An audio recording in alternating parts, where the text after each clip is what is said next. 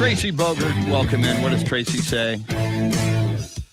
Tracy with the first comment of the morning. Another unpredictable afternoon in the NFL. Played to the Cowboys' benefit on Sunday as they jumped into the NFC's number 3 seed in a playoff matchup against the San Francisco 49ers. Tracy, you're assuming it's a good thing to play the 49ers. The NFL announced the game will kick off Sunday at 3:30, airing on CBS, Paramount Plus, Nickelodeon, and Amazon Prime Video. That's the way I like it. Give me multiple platforms. Wes Perkins, good morning. Foamfoot 420, a.k.a. Amber, the biggest party reptile in South Texas. Welcome. Sam Tobias, what is up? Yeah, Bob Saget. I saw that when I went to bed last night. And, you know, here he did a show the night before and he tweeted about it. That was absolutely crazy. As of last night when I went to bed, there was not a cause yet. Joe Garcia, welcome. The artist formerly known as Average Joe Garcia. Christopher Smith, back from Nairobi, Kenya. In parts unknown. Welcome back, sir. Day destroys the night. Night divides the day. Here we go. Try to run, try to hide. Wes, it's William's birthday. Wes, let me know if William is listening and when he might be listening. If he's listening, we'll certainly give him a shout out.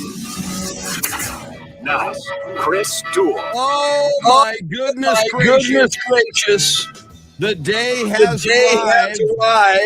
The morning when we not only know the seeding in the National Football League and the first round of the NFL playoffs, which television is calling a super wild card weekend. So we now know that the Dallas Cowboys will host the San Francisco 49ers. We know all the other matchups. We will walk through them all. It's another big night tonight for another reason. That is the national championship game. Alabama versus Georgia. I think most of us learned in the SEC championship game. Those who began to believe in Georgia and bet against Nick Saban. Never a good idea. We'll see though. We'll talk about is that an intangible tonight that helps the Georgia Bulldogs having lost to Alabama? Does that steal Georgia's resolve to want to win this thing tonight and make them work even harder and focus even more? And does it maybe give them an edge that Alabama does not have because Alabama knows they beat them already a few weeks ago? We will get into all of that. It is the Chris Duel Show with Shannon, Salty, Sweeney. Dave Ayler is your soundscape stylist. We'll meet Dave in a moment as well. You are welcome to join us all morning long. It is football as God intended. Everything NFL playoffs, everything at national championship game in college football. So you can join us on the live video feed, which you can access through AM 1300 The Zone and Ticket 767 Facebook pages, or those Twitter pages, or YouTube, or through telepathy, whatever you want to do. You can find your way into that live video feed, and you're welcome all morning long to join us on the phone lines. 800-707-9760. Got some giveaways this morning. We'll tell you what those are coming up as well. But you know what? You could say the big story of the morning is Cowboys 49ers. We now know who the Cowboys opponent is. You could say it was the wild finish last night in Sunday Night Football between the Raiders and the Chargers. You could say the big story of the morning is the national championship game between the Alabama Crimson Tide and the Georgia Dogs, plural, thank you. Or as we go to Shannon, Salty, Sweeney, the biggest story of the day might just be this.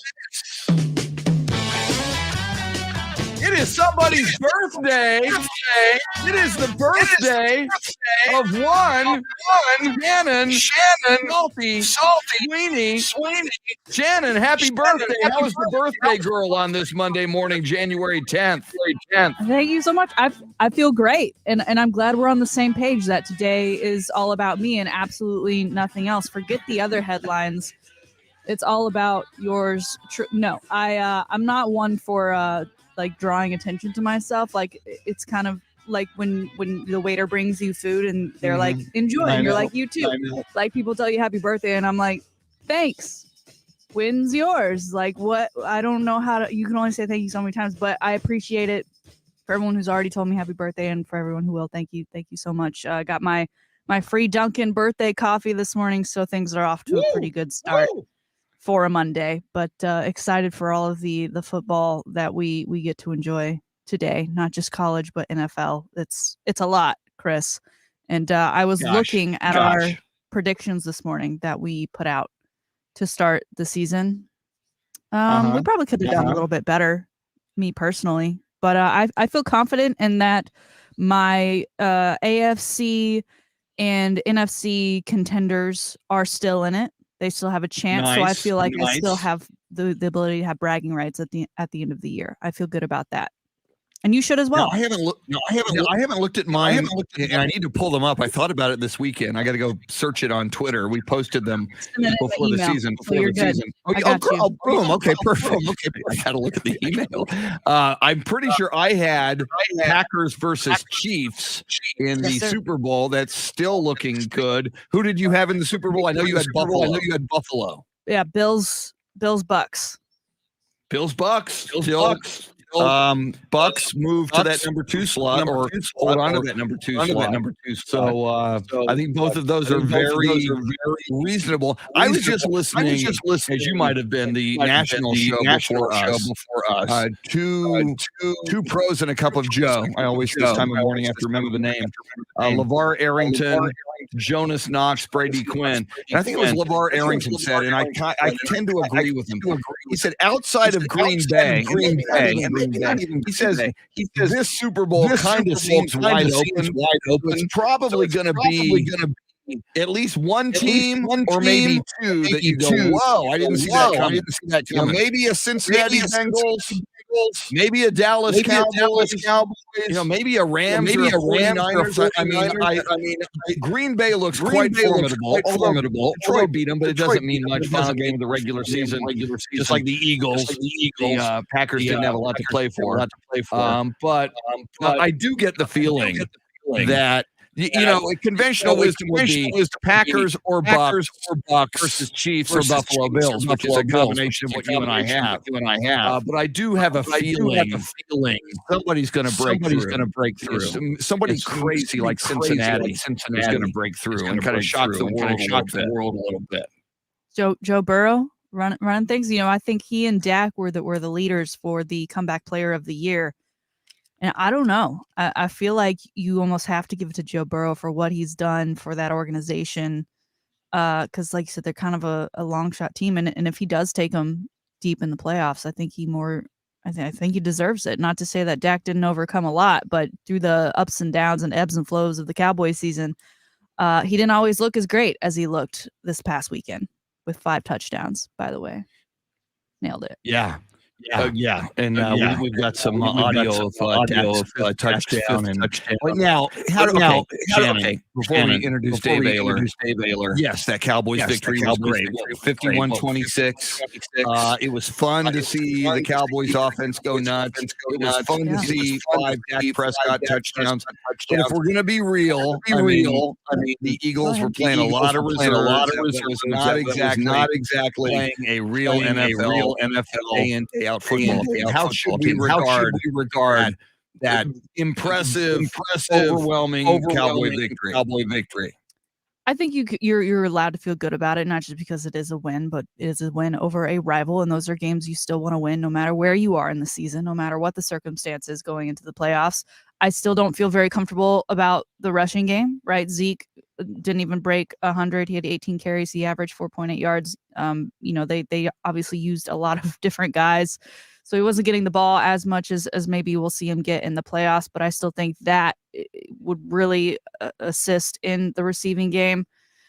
And then you're right, the Eagles, they didn't have Jalen Hurts, so it wasn't necessarily, I guess you can't take too much away from this game and say, all right, that's the team we're going to get next week. Because again, you just never know. But I feel much, much better and more confident in seeing that performance going into this playoffs than I would have if they laid an egg or, only put the starters in for a half. And then it just kind of went all downhill from there and they ended up losing. Now, I watched that 49er Rams game because I hate sports hate. I sports hate the San Francisco 49ers. I've got a friend from college who I've known ever since 40 years ago today when Dwight Clark caught the catch from Joe Montana, January 10th, 1982. Not that I can't let it go. But this guy has been razzing me. He's from San Francisco. His name is Tim Griffin. I got all these texts. I've been getting them all for the second half of the NFL season, saying you don't want the Niners. Cowboys better avoid the Niners. You don't want us. So of course, Niners win. I start getting the text from him. But then I turn on, local, the national TV shows, Drew Brees going, the Cowboys don't want the 49ers. The one team everybody wanted to avoid in the NFC as a first-round opponent was the San Francisco 49ers. They're hitting on all cylinders, offensively. It was so weird that game against the Rams. It was 17-0 Rams in the first half, and I was enjoying the beatdown. And then suddenly, second half, the 49ers woke up and started playing very well offensively and defensively. Shannon, how do you think the Cowboys match up against the San Francisco 49ers? I like it. It is a bit of a switch mentally because for so much of the season, we were thinking we would land the Rams or even the Cardinals. And here we are with the 49ers. There is obviously great history between these two teams, which for a playoff game, things already are the regular season's completely out the window. This being the matchup that it is with these two specific teams, again, completely out the window. And I like that we're at home. I'm okay with it. I think Jimmy G, if he gets off to a bad start, I don't think he's coming back from that. And with the Cowboys defense, as long as we get Parsons off the COVID list, I feel very confident in this first round matchup for the Cowboys. Now we should at this point welcome in our soundscape stylist and Pittsburgh Steelers fan, Dave Ayler. And Dave, I didn't watch that game overtime. Steelers and Ben Roethlisberger prevail over the Baltimore Ravens. Your Pittsburgh Steelers. I think they get fed to the Chiefs. Who are the Steelers playing? The Chiefs. Yeah, the Chiefs. Yeah, they play the Chiefs. All I can say is the biggest Raiders in the entire world. Because the Steelers are going to the Super Bowl, baby. Yes. Okay, well, maybe not. Well, you know what? Even if they play at their best, I don't think they can beat them at home. Well, it was a cool overtime final regular season number for Roethlisberger. I'm not a huge fan of Ben, but it's pretty cool. If I remove the things I don't like about him, it was a cool moment for him. And Ben will get an extra paycheck in retirement. I'm sure he needs the money. And I don't know if you saw this, but I don't think I put it in your show prep today. Many brothers sandwich shop in Pittsburgh. If you go in there today and your name is Chris or Boswell, you get a free sandwich. So if you were in Pittsburgh, you can get a free sandwich. Darn it! I would love that. And one other break. I see Sullivan is in here. And I know that Lucinda's a big Indianapolis Colts fan. And Shannon, I've been watching Hard Knocks on HBO with the Indianapolis Colts and I've been enjoying it. You have cited throughout the year hard knocks jinx. And we will see if indeed the Cowboys are ejected one and done playoffs. But my God, for the Indianapolis Colts had to do yesterday, get into the playoffs. Go to Jacksonville, and beat a hapless 2-14 Jacksonville Jaguars team. Colts were 9-7. They were 5-2 on the road. They were heavy. All you have to do is beat Jacksonville. Final score. Jacksonville Jaguars 26. Indianapolis Colts 11. They had 3 points through 3 quarters. The Colts did. Horrible way for the Colts to end their season and fail to make the playoffs. And Shannon, I think you justifiably cite the hard knocks jinx.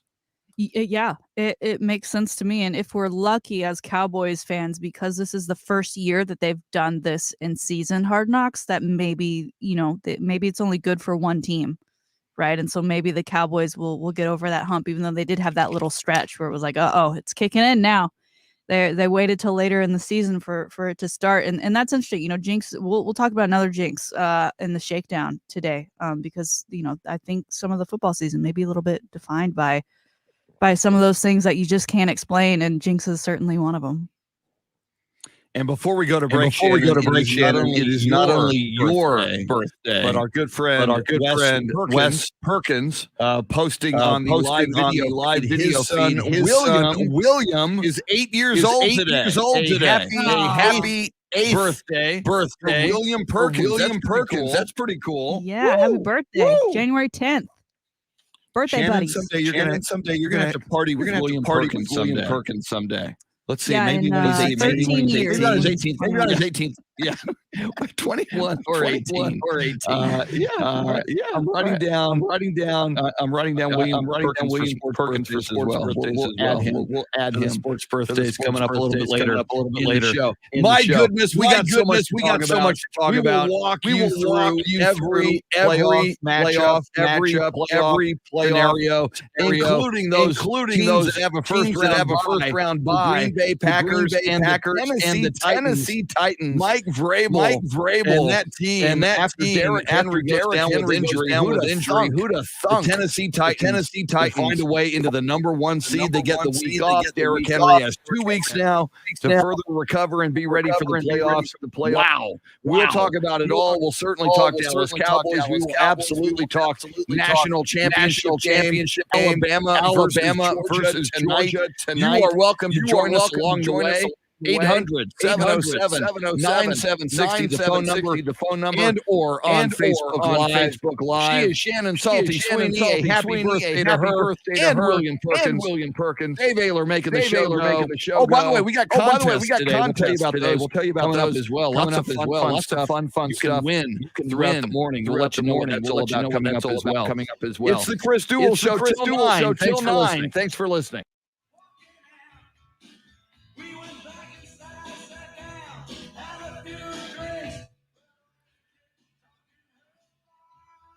Leo Zambrano, welcome. Manuel Gonzalez. Yeah, we're working on that echo. I don't know what the deal is with the echo. Really bad echo. You're the second person to tell us that.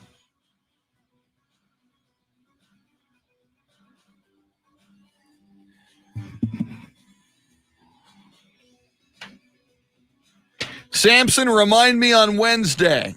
Because I will, between now and Wednesday, I just know that I'll forget. But no, we'll absolutely wish Matthew a happy birthday on Wednesday. Just remind us, or remind me in real time on Wednesday. I just know how my brain works. I'm not even close to being ready for Wednesday yet. I'm barely ready for Monday.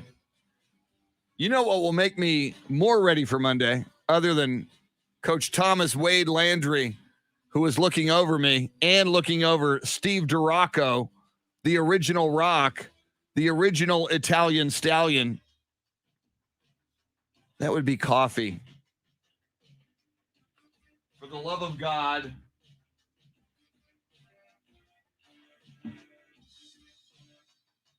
Yeah, and last night Well, actually, it was a day game, so I misspoke. Yesterday started 5 Spurs games in 7 days/nights.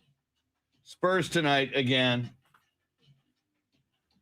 So I'll be nice and sleep deprived tomorrow.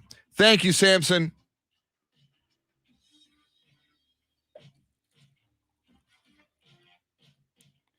All right. I have poured my coffee out of my Gigantor Steely Strato tanker, but I need to nuke it. So I'll be back.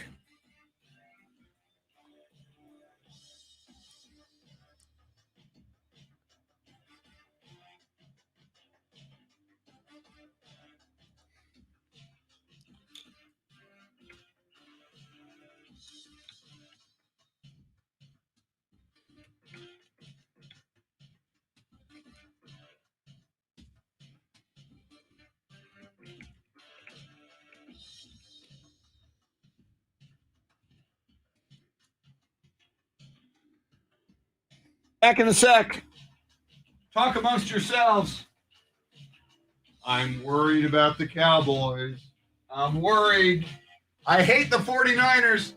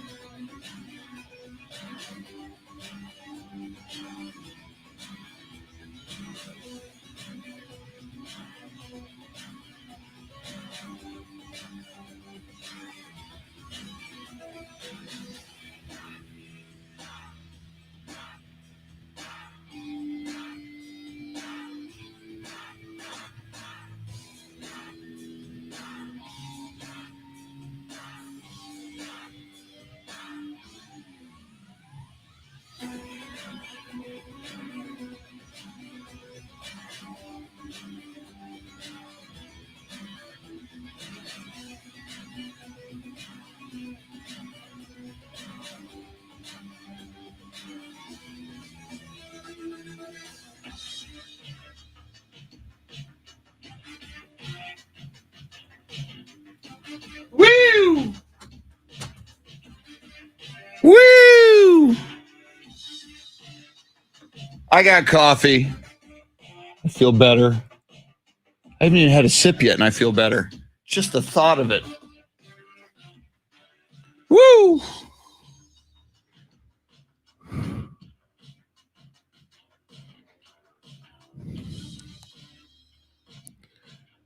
Let's see here. Tracy Bogert, TJ Watt, 22 and a half sacks in 15 games. Yeah, Cowboys passed on him, by the way. Cowboys had an opportunity to draft TJ Watt. They passed. Good job, Cowboys. Carl Fisher, Dallas and Tampa on a collision course if they both win games. Yes. And I like that the Cowboys played there on opening night and played well. I think they know they can play well in that building against that team, and that is a banged up Tampa Bay team. Okay, now, Tracy, I don't get the reference. Time to punch in. Oh, time to punch in. Plumbers and Fitters, Local 142 out. Okay, I got you. See, I when I glanced at what you wrote, I thought it was time to punch out. Plumbers and Fitters, Local. I thought, okay, what did Plumbers and Fitters, Local 142 do? Okay, Leo Zambrano. Well, look at you. Joyous announcement. My son, Theo Anthony Zambrano, was born on the 5th of January 2022, weighing in at 10 pounds, 21 ounces. Both mom and baby doing great. Wow, Leo, that is so cool, man. Congratulations. I will announce that on the radio because I should, because that's a big, big deal. I do believe that, and again, this was a choice. No kids for Chris here.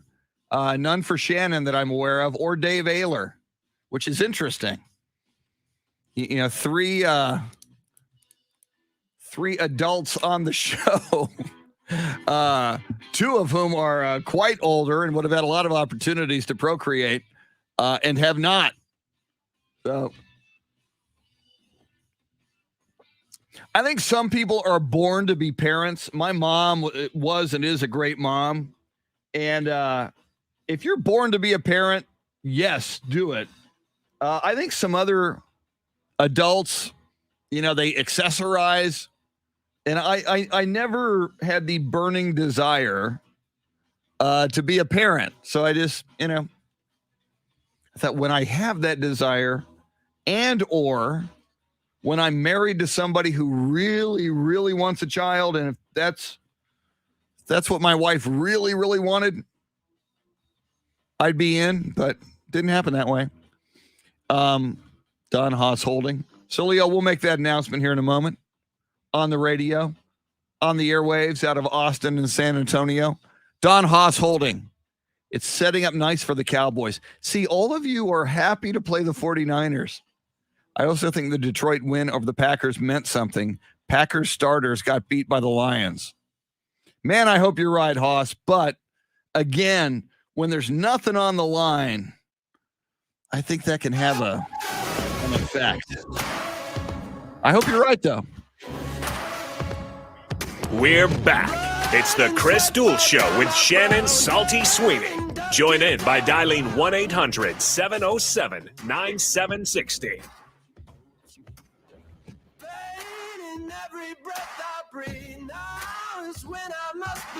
Chris Duel Show. Shannon, Salty, Sweeney. Lots and lots to talk about all morning long. Mainly football,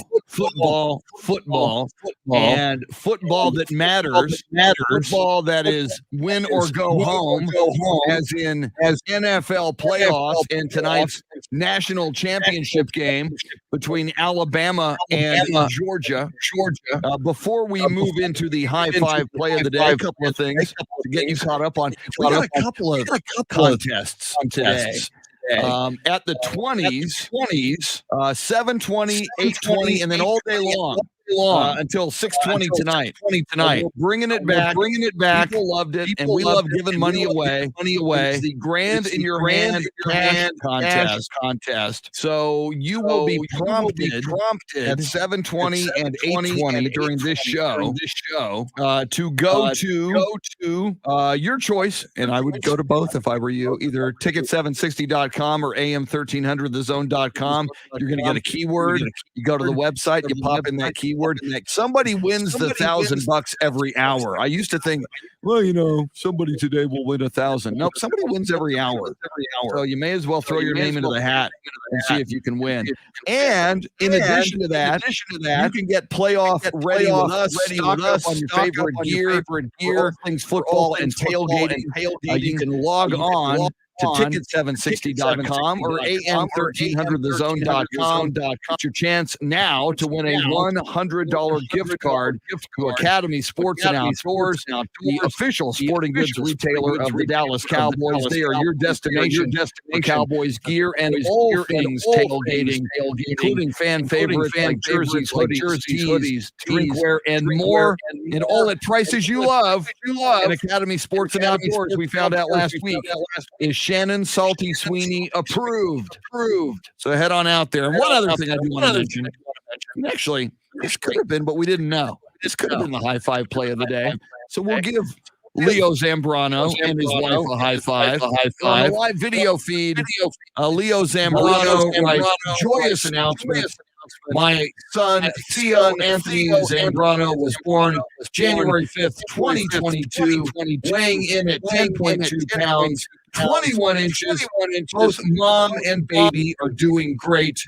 Shannon, that's what we like to hear. And Dave, both mom and baby doing great. Way to go. 10 pounds. That kid's a moose. See, I don't know. Congratulations. Yes. I don't believe necessarily in reincarnation, but if I ever come back as a woman, that whole childbirth thing, no, thank you. I don't know. Okay, ladies, I don't know how you do that. That 10-pound kid coming out of you. That woman deserves something. My God. Yeah, Leo, some kind of a medal or something. Or a shopping spree of some kind when she's ready. All right, there's all that. And now it is time. No comment. Thank you. Yeah, Okay. I'm hoping now there is not reincarnation, because dudes have it a lot easier, I think, in general, in a lot of ways. Ladies have to go through a lot, and that whole childbirth thing is one of them. Yikes! All right. We shall move on. It is time for the high five play of the day. Appropriately sponsored by High Five. There are two locations in the Austin area. And Shannon, you know more about these two locations because you're in the Austin area and you've been to High Five and you've been wielding axes and throwing them at High Five. It's a game. It's called axe throwing. What are some of the virtues of the two High Five locations in Austin? Well, if you get there on a Monday, they've got their special burger of the week for just $5. So a great night to hang out at High Five. Also, plenty of TVs if you want to take in that national championship game tonight between Alabama and Georgia. And just added to the roster over at the Anderson Lane location of High Five, Tuesday night trivia starting at 7. So get that on your calendars. I'm a big fan of trivia, and I think Tuesday is a great night to play trivia as far as the sports calendar is concerned. So High Five, 2 Austin area locations, one on Anderson Lane, Central Austin, and one out in Lakeway. Sir, today we give the high five to a specific NFL team. The regular season has come to an end. They've been through a lot, and they made it to the playoffs, which, of course, is the ultimate goal for the regular season. And they started high. They opened their season with a 33-27 overtime win against the Ravens, who at the time were a big team that a lot of people expected to get to the playoffs themselves, while the Raiders not necessarily so. But the Raiders, they've had quite the year, and it's all been off-field distractions. And a lot of times we see those off-field distractions continue and really become a detriment to the team and the play on the field. Of course, most notably, we probably have that John Gruden story. October 8th An email of his to Bruce Allen was leaked, and then just 3 days later, October 11th, John Gruden resigns from the team. But of course, that story continues to still swirl around that team and be a bit of a distraction. And then we get the awful story of Henry Ruggs, a first-round 2020 draft pick who was in a fatal and horrific car crash in Las Vegas. So many people still dealing with the aftermath of that. A young woman and her dog do not make it out of that crash. They unfortunately passed away.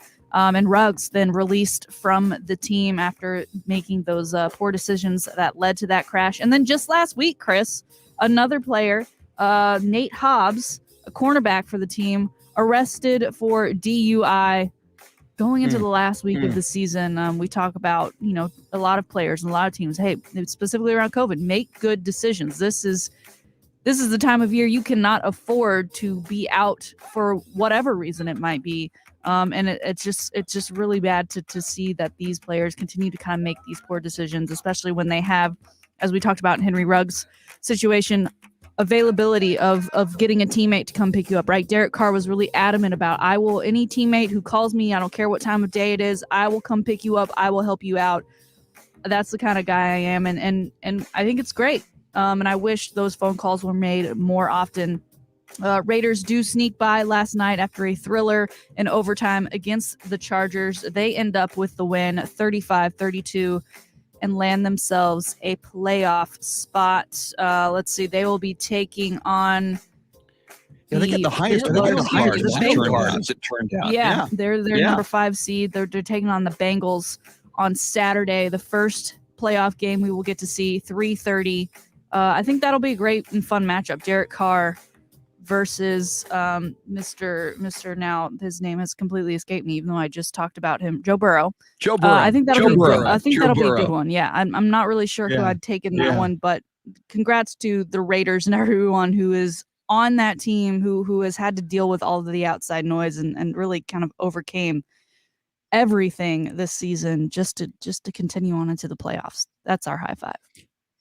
Yeah, two guys occurred to me on that Raiders organization. The interim head coach, Rich Bisaccia, who, when you're in a situation like that and you're interim head coach, you're kind of dead man walking. You're almost never retained once they hire a new coach. Now you got to wonder if the Raiders beat the Bengals and if they go even deeper into the playoffs, does Rich Bisaccia keep his job? And then the other one, and you mentioned him, David Carr. Has never really accolades in the NFL. His name was never mentioned among the elite quarterbacks. Certainly, among the good quarterbacks. And he's a guy who reportedly Gruden early on was considering blowing him out. So you got to wonder how these guys feel, and to overcome all of the adversity, Shannon, that you just mentioned. It's just I would have bet against them. I didn't see this coming. Most teams, under all of that adversity and losing your coach, and then the horrible Henry Ruggs III incident, and it was a team. It's not like this happened to the Kansas City Chiefs and Patrick Mahomes, or the Packers and Aaron Rodgers. This was a team that had not been in the playoffs in forever and has not been winning for several years. So for them, to overcome the adversity, and B, overcome all of these years of issues, you got to really what the Raiders have done. And relatively new location in Las Vegas. It's got to be kind of cool for all of their fans as well. Oh, yeah. Especially, last year, the kickoff year in their new city. But COVID strikes. There's no one to fill that brand new, beautiful stadium. So I'm happy for them. I'm happy for their fans. I'm happy, I think, most of all for Derek Carr, who a few years ago played exceptionally well at a super high level. Everyone was praising him. And then he gets hurt, and he just wasn't the same after that. And the conversation started to take place of, is he the franchise guy? And then John Gruden, and is that relationship going to work out? Because John Gruden, being the coach, will ultimately get his way and say at who helms that quarterback position. But Derek Carr has remained steady. I think he's a great force for that team just as a human being. Again, when he talked about Henry Ruggs, I think he said everything better than anyone probably could have, and handled it in the way that you want a franchise quarterback, the face of your team, the face of the franchise, when facing adversity, to handle those types of situations. And so for him to get the opportunity to take his Raiders to play the Bengals, who are kind of the hot up and coming team with Joe Burrow, I'm excited for it. I feel like there's a lot of people out there who just don't like the Raiders because of their fan base or because of their history or because of the way that franchise has been run in the past. But I don't feel any sort of way about either of these particular teams. So I'm just excited for the matchup. Yeah, and we will walk through every matchup. Going back to the Dallas Cowboys matchup for a moment, and a bit of a preview because we have them on Fridays. Coach A, Paul Alexander, who is one of our football gurus, after the 49ers came from behind the Rams yesterday, on his Facebook page, he posted this. Two things. That was the game of the year in the NFL, and this is now a nightmare first round draw for the Cowboys. Worst possible matchup. Now, Shannon, as you know, Paul's a Cowboys fan, a Cowboys analyst. He loves the Cowboys like we do. But here's a guy who is saying this is a horrible matchup for the Dallas Cowboys. In fact, that being said, it is our poll question this morning, Shannon. I don't know if you have it in front of you. We're taking a look this morning at the NFC matchups, at least in the opening weekend, and it has motivated our poll question this morning. Yes, sir. Asking which NFC wildcard team has the best chance to win on the road next weekend. Your options: Cardinals beat the Rams, Eagles beat the Bucks, or Niners beat the Cowboys. Currently, Niners to beat the Cowboys, 53% of the vote. No one's voting for the Eagles. No faith for that team. And then 46% saying Cardinals beat the Rams. Interesting note here, because you do mention that matchup.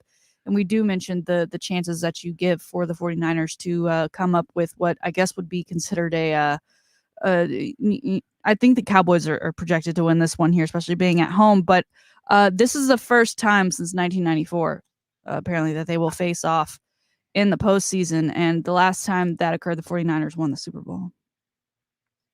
So... Yikes.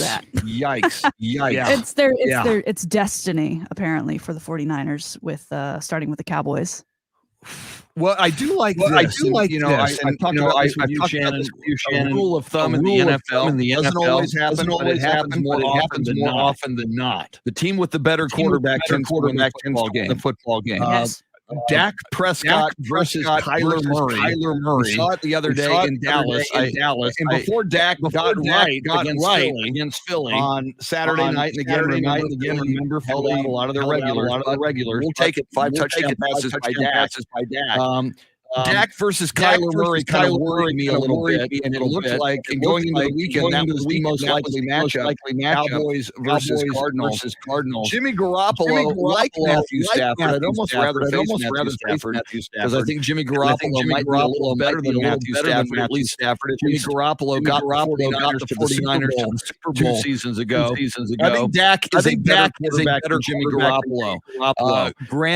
Granted, the Niners have some great dynamic skill players like Deebo Samuel, who it's like every time the ball gets into that dude's hands, he is lightning. He's kind of like a Kyler Murray at that wide receiver position, whereas when he touches the football, he's a threat to score. But as the week goes on and as this show goes on this morning, we'll talk about that matchup. Cowboys hosting the San Francisco 49ers in opening weekend on Saturday night. But I think Dak's the better quarterback than Jimmy Garoppolo, so I think we win that one. You brought up earlier, Shannon, and I agree with you. The running game still scares me for the Cowboys. Ezekiel Elliott does not look dynamic. He does look like he's a bit banged up. He does look like there's an issue. Tony Pollard, we know, had the plantar fasciitis foot thing a few weeks ago. Hopefully the Cowboys running game gets right. And there's that stat, Shannon, when the Cowboys rush for 100 yards or more, Dak Prescott and the Cowboys tend to win. They lose, though. They are winless this season when they don't rush for 100 yards or more. So Cowboys are going to need that running game in the playoffs against the 49ers.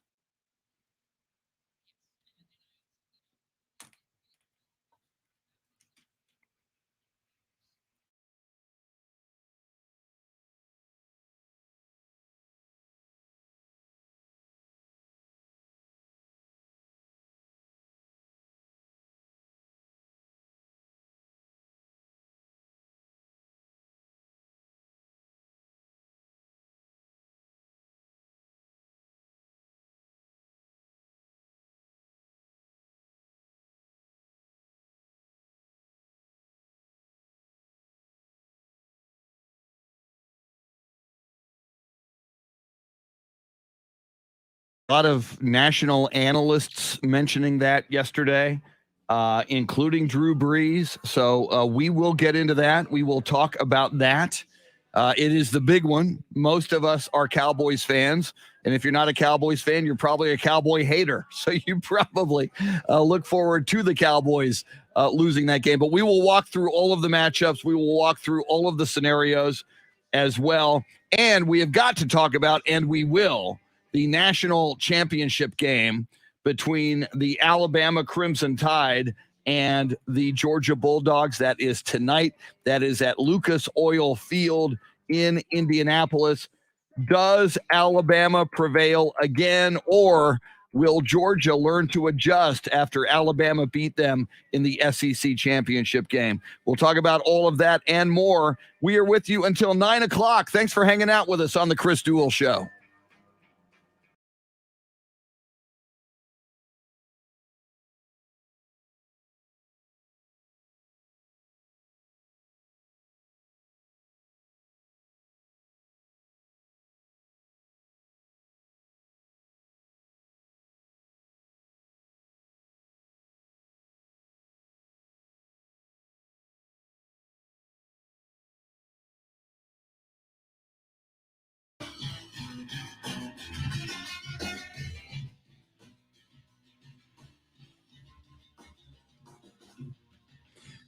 Jason Paniagua, buenos dias.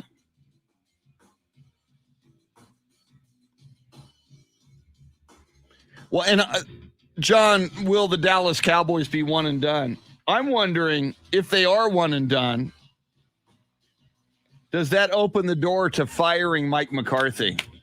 Because I think one and done would be a horrible end to this season.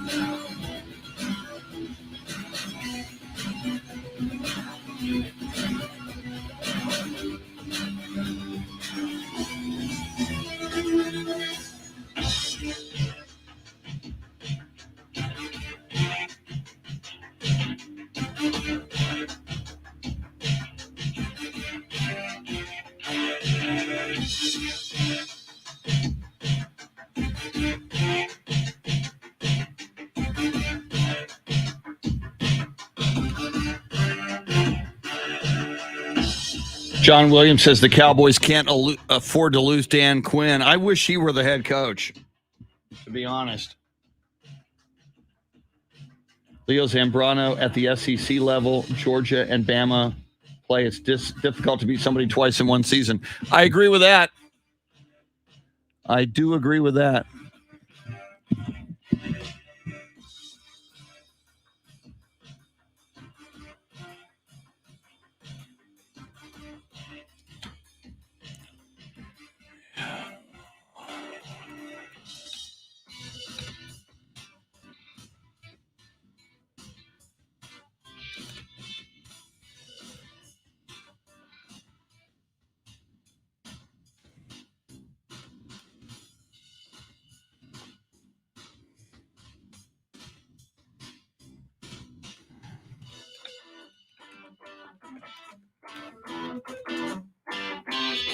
think I'm going to grab some more coffee.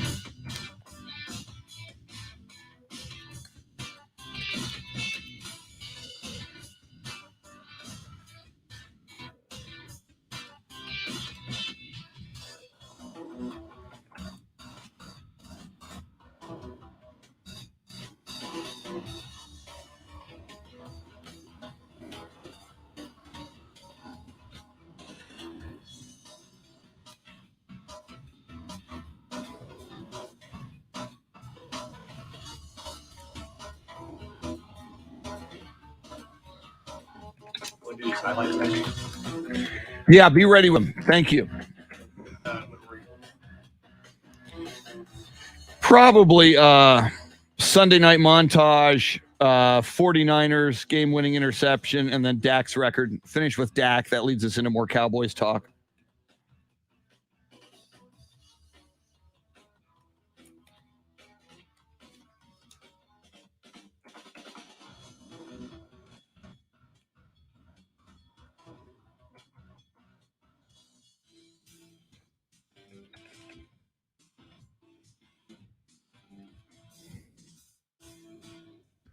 All right, I am on a quest for more coffee.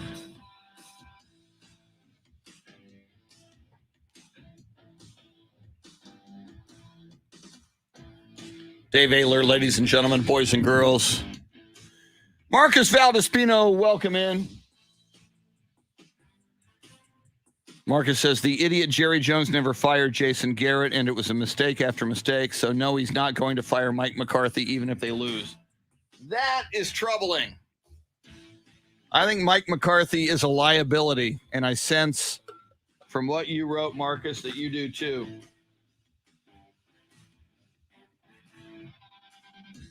All right. I just killed the coffee. This will be my final cup. I'll be back. 90 seconds or so. Talk amongst yourselves. Go Cowboys.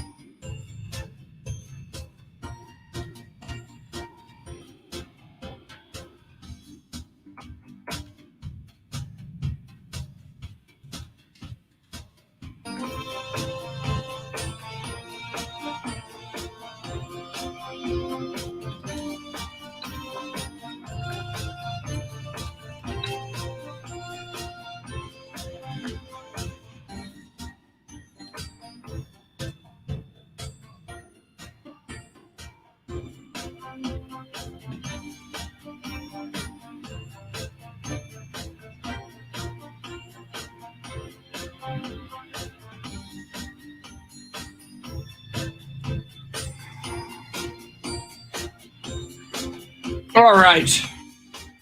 Woo! And a reminder, that contest at 7:20.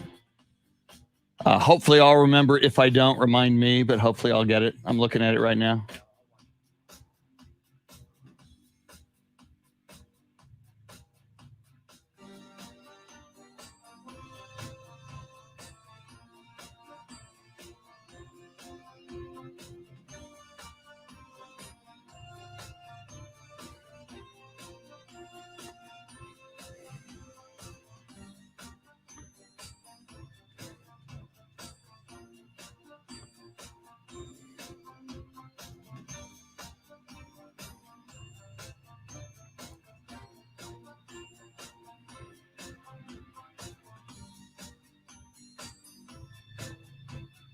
Gordon Weedman, welcome in.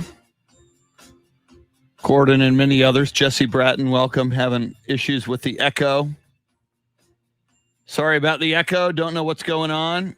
We've got some new equipment possibly behind that. We will try to work with that. Christopher, it's the Grand in Your Hand cash contest. We give you a keyword at the 20s, starting at 7:20, also at 8:20. And if you get that right, then you put that keyword into the website. This is the Chris and I Duel would Show. drop it into both websites if I were you. Night divides the day. Try to run, try to hide. Break on to the other side. Break on to the other side. Break on to the other side. Yeah. Now, Chris Duel. It is National Championship Monday, as tonight at Lucas Oil Field in Indianapolis, Indiana, the Georgia Bulldogs will take on the Alabama Crimson Tide. We will talk about that. And, of course, we'll talk NFL playoffs.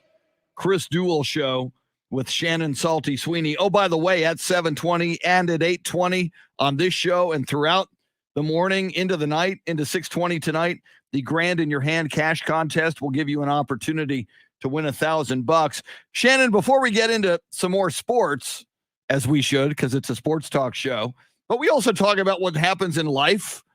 And I'm getting in bed last night. And, before I put my phone on airplane mode, which I have to, because I follow like DallasCowboys.com. I follow, people who cover the Cowboys. I follow sports. So my phone, if it's not on airplane mode, is like dinging all the time with an update or a tweet or something. So before I go to bed, I put it on airplane mode. I set the alarm, put it on airplane mode, and I'm seeing all of these tweets that comedian Bob Saget has died at the age of 65. And I'm thinking, oh my God, wow, what happened? How did he? And then I click on some tweets and the guy was, he died. He was found dead in an Orlando hotel room the night before in another city, might've been Jacksonville. He did a comedy show and he tweeted about how great the audience was. So he had been on the road. As far as I know right now, no cause of death for comedian Bob Saget. He was, on that TV show with John Stamos. In fact, one of the first people who tweeted about his death was John Stamos, saying he was heartbroken. He also hosted America's Funniest Videos. But what strikes me as well, Shannon, and I don't know that I believe this, but every time a celebrity or an athlete dies, and when Betty White died just before the new year, people go, ooh, they come in threes. Who will be the next two? And then as we went into the weekend, Sidney Poitier died, a renowned, brilliant actor. And so people go, oh, that's number two. Who's going to be number three? And then last night it was Bob Saget. I'm not saying that because I believe in it. I'm just saying it's weird. And I almost think things sometimes become self-fulfilling prophecies. And in sports, you had John Madden, which was a huge passing. Then you had Dan Reeves, like a day or two later, former NFL head coach, former Cowboy. And then I know a lot of people outside the Dallas Cowboys sphere are not going to think it's a huge name, but it is to me. And I think the guy should be in the Pro Football Hall of Fame. He's the only member of the 1960s all-decade team to not be in the Pro Football Hall of Fame, and that's offensive tackle Ralph Neely. And we talked about it last week of the Cowboys. He passed away. So it's kind of weird. You could cite celebrities. You could say Betty White, Sidney Poitier, and now Bob Saget last night. And in sports and football, you could say John Madden, and then Dan Reeves, and then Ralph Neely. It's just kind of weird. That's all I'm saying. Yeah, I wasn't aware of the threes thing, but it is interesting to think about. I checked. You weren't aware of the threes thing? Yeah, I wasn't. You weren't aware of the. Wow, I've heard that my entire life. Yeah, and I didn't. I knew about the 27 club. Made it out of that one. Break this tie. Have you heard of the threes thing? Yeah, I've heard that. I've heard that. The question I have is the time limit. Do they have to go like 3 days of each other? This sounds horrible. Or 2 weeks later, the third one. Well, and see, and Shannon and Dave not only heard it for death, plane crashes. Luckily, airline disasters are much less now than they used to be. Like when I was growing up, but they used to also say there was a plane crash. They go, there's one. Like two more. Shut up. That one I've never heard. I've heard the 3 deaths in a row. 3 deaths in a row. Okay. Yeah. Okay. Who's ready for 2023? Who's ready for 2023? Yeah. So it's not starting out very good. 10 days in. We're only 10 days in, Shannon. And it is your birthday. So it can only get better now. It's a good day. It wasn't a good day in 1982, but don't get me started. I'll tell you why on this day in sports history. I don't necessarily believe in that. And you make a good point, Dave. What is the time limit? Because if the third celebrity, if you're going to count Betty White and Sidney Poitier, and then what if Bob Saget didn't die? And what if there wasn't a significant death until March? And then somebody goes, "Oh, see, I told you." Sidney White, and then this person. Sooner or later, there's going to be a third one. Yeah, exactly. So all right. There's just that. I think a lot of, I brought up Bob Saget because he's a part of our national culture. A lot of people grew up watching him on TV, and was out there, and apparently Saturday night did a comedy show in Jacksonville. Apparently it went well. He's been on the road, apparently doing a lot of shows in Florida because they don't have as many restrictions in their comedy clubs for COVID. And there's a tweet yesterday, the day he died, with a photo of him seemingly in Jacksonville, talking how great the comedy crowd was in Jacksonville. And later yesterday, he died and was found dead in an Orlando hotel room. So just weird, spooky, and yes, very sad. Because apparently Bob Saget had no health issues that we're aware of, and it was sudden and unexpected. So, all right, we will move on from the death topic to the sports topic. We got some highlights, Shannon. Whenever we got highlights, let's run some highlights. Last night, if you stayed up late, and I didn't, by the way, I found out about the outcome of the Sunday night football game when I woke up, and apparently I would have been up late because it went to overtime between the Raiders and the Chargers. And Shannon, as you just delivered, the high five play of the day goes to the Raiders through all of their adversity for finding a way to get into the playoffs, which they did. And they wind up being the highest ranked wild card in the AFC. Here's some highlights from last night's game between the Chargers and the Raiders. 2nd and 9, play action to the end zone. Caught, touchdown, Hunter Renfrow. That hole exploited, staying on his feet. Austin Eckler for the touchdown. Extend the advantage, and it is caught. Renfrow for the touchdown. Herbert firing, and it is going to be caught in the end zone by the big body Mike Williams. Snap good, hold good, and Raiders in, Chargers out, Steelers in. A lot of Hunter Renfrow there in those highlights. That was quite a quick recap of last night's game. And then the interception that sent the San Francisco 49ers to the playoffs and ultimately to a date with the Dallas Cowboys. It was a crazy game. The Rams were up 17-0 over the 49ers. I was kind of gleeful because, Shannon, my 49ers hatred, sports hatred, goes back 40 years ago today to the catch. We will cover it on this day in sports history, but that just broke my heart. And behind me on the live video feed, a portrait of Tom Landry. Tom Landry and those Cowboys should have gone to Super Bowl 16 against the Cincinnati Bengals. They would have won, I'm sure. And Joe Montana to Dwight Clark, it went the other way. So it was 17-0. And then all of a sudden it was 17-17. That game goes to overtime as well. 49ers got a field goal. So Matthew Stafford and the Rams had the ball. They had to go down the field and at least get a field goal to tie or a touchdown to win. And this happened to Matthew Stafford and the Rams. Watch Stafford go deep and picked off. Intercepted by Embry Thomas. And the rookie has just ended this game if he is inbounds.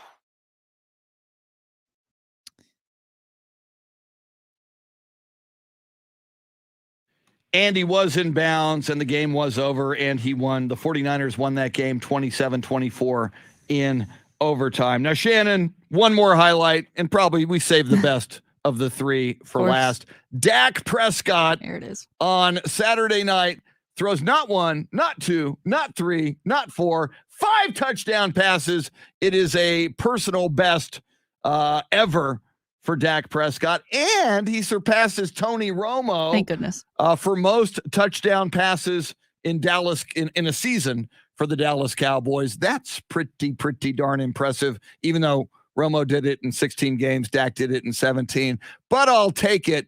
Let's listen to Dak Prescott's record-breaking touchdown pass. First down and goal for the Cowboys.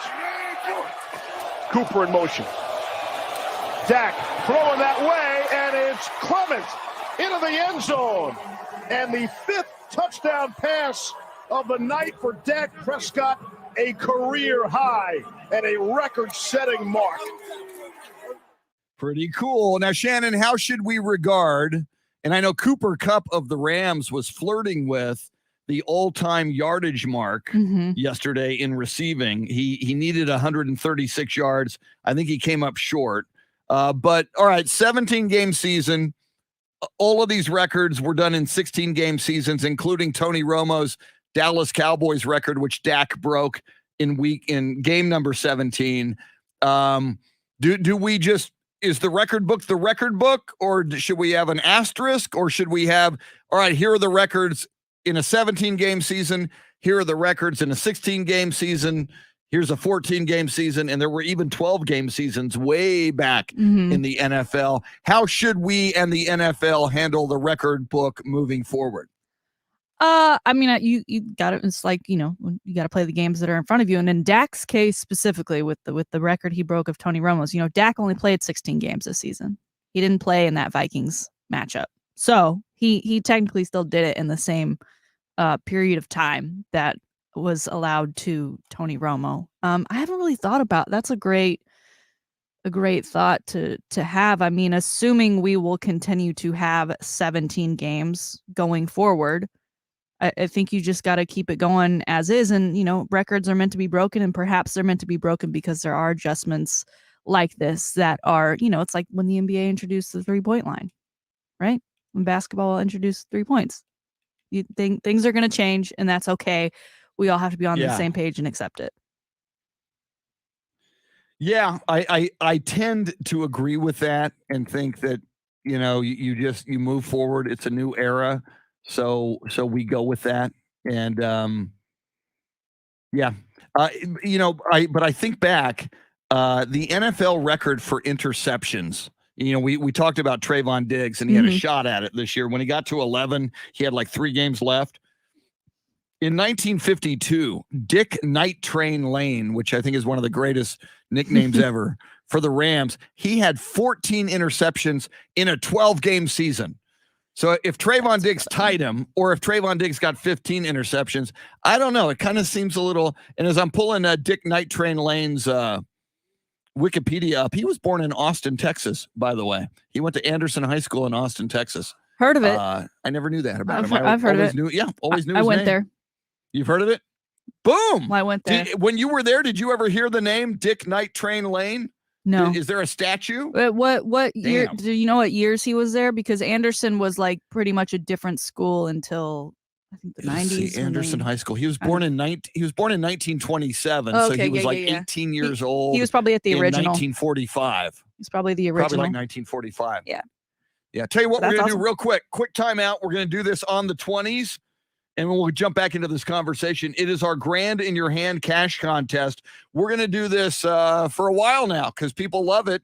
And somebody wins $1,000 every hour. It's not like at the end of the day. No, every hour on the 20s, somebody wins $1,000. We're doing this all day long through all of our shows until 6:20 tonight. You're going to get a keyword, and then you take that keyword to either AM 1300 The Zone or Ticket 760 The Zone, and you're in the running for $1,000. Here it is.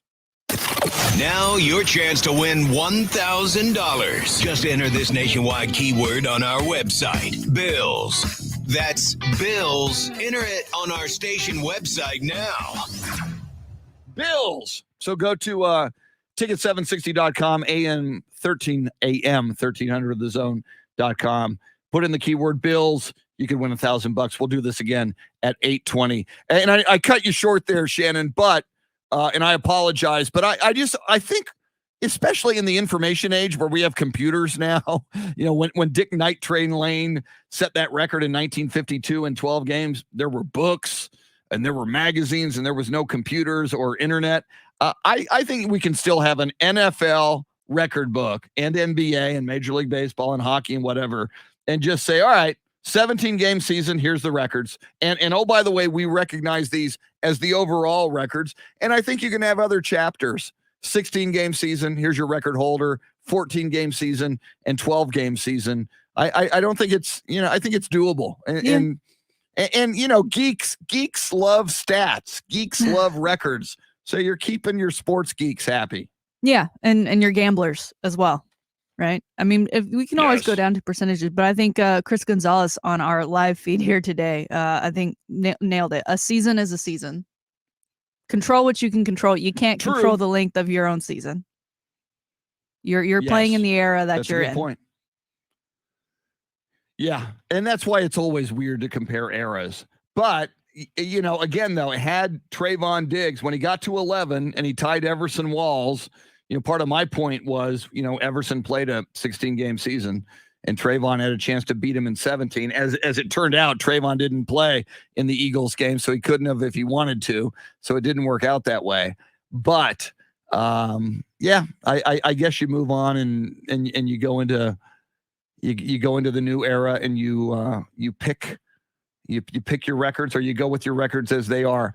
Back to the NFL, and we will dive into the national championship game here in a bit, but I'm still, Shannon, we wait all year long for the playoffs now, and we didn't know for sure until late last night the outcome of the Raiders beating the LA Chargers in overtime. Now we have the full picture of playoffs, and it's going to be kind of cool because we've got more wild card games this year because they've expanded, and you've got 2 games on Saturday and Saturday night. You got 3 games on Sunday, and Cowboys right in the middle at 3:30 on CBS. I understand it's also going to be on Paramount Plus and Amazon Prime and all kinds of platforms. And Nickelodeon, wow. Yeah. And then Monday night, you got one more. You got Rams Cardinals. So it's going to be like a 3-day weekend of NFL playoff bliss. And for those of us who are Cowboys fans, it will be highlighted by Cowboys 3:30 on Sunday, Cowboys against the 49ers. Now, a team that you are partial to because Mitch Morse, the center, friend of yours, You grew up with him in the neighborhood. We've had him on the show. You've got his jersey. Going to be kind of interesting. Bills hosting the New England Patriots, a division rivalry in Orchard Park, New York. Night game in Buffalo. I haven't checked the weather forecast, but nighttime in Buffalo in the playoffs against New England. This is going to be interesting on a lot of levels, including even though the Bills are favored and the early line is Buffalo by 4.5 points, man, you go up against Bill Belichick and you're never confident or comfortable till that clock goes 0-0-0 and you beat that guy. Yeah, and I don't think the Bills should feel comfortable. I mean, these two teams split their meetings this year with each time the home team losing. And the Bills, as you said, are hosting this one. So, they've got to review that first game that was at the Bills and which they lost and see what they did and then how they overcame when they went to Foxborough to play them later on. It's a great matchup. It's kind of awesome, too, that they are from that same division. I mean, the last time we saw them play together, the thought was this will be to win the division and then to secure a playoff spot. And it was in a way, but now here they are again playing for the third time this season, and Bills get to host. But again, they've split them, and the home team has lost each time.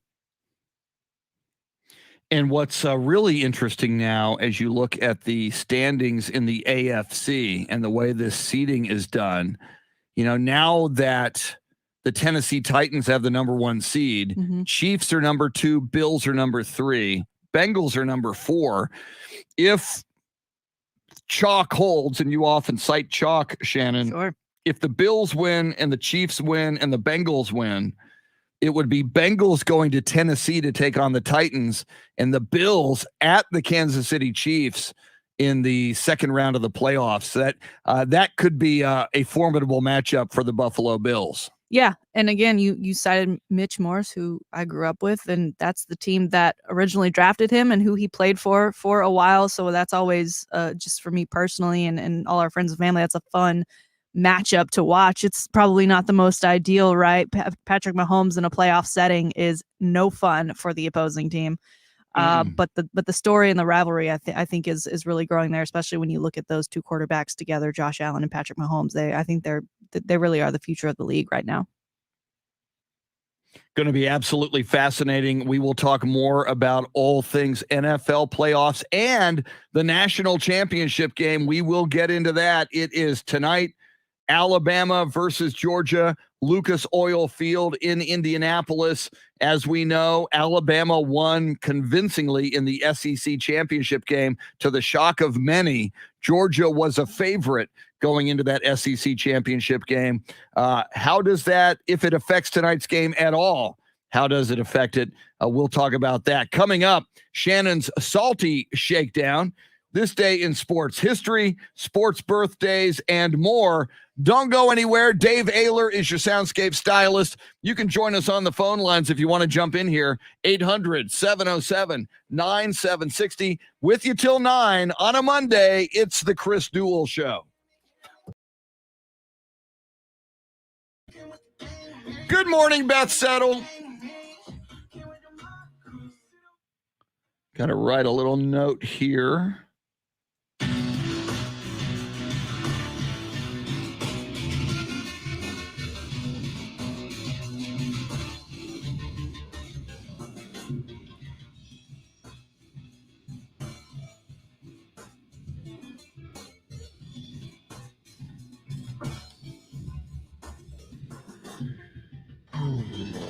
Let's see.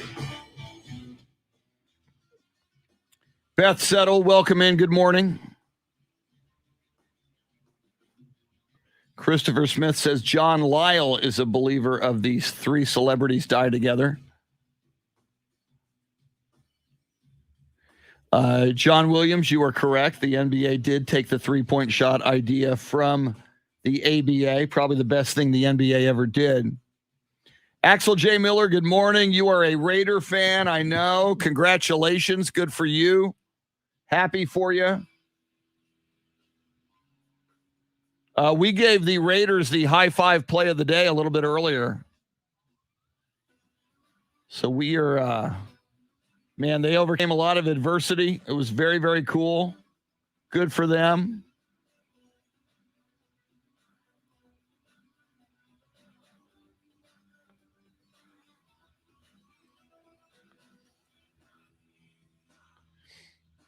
See, I'm out. No, I got a little more coffee. I just need to heat it. I still have some left in the cup.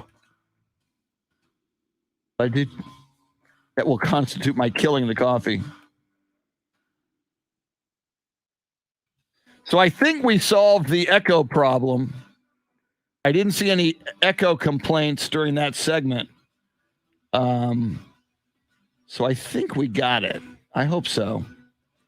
And again, we're sorry about the echo. We never want to do that. We don't want to drive you crazy. It's too bad this platform, which is supposed to be very, very easy, has issues like this. Okay, I'm going to heat up my coffee.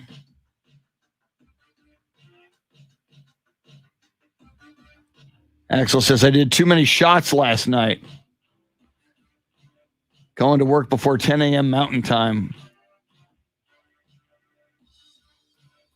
Good. No echo last segment. All right, I think we figured out how to solve the problem for now.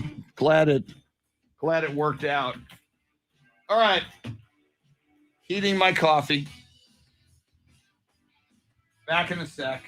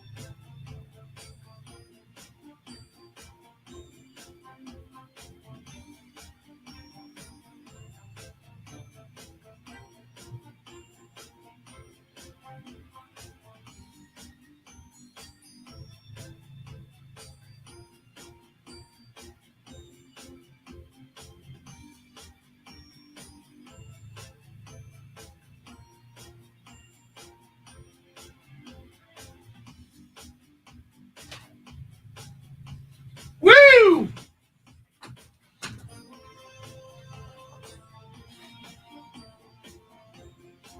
23 degrees in Denver. Our temperatures have been mild the last few days, Axel, which is the way I like them.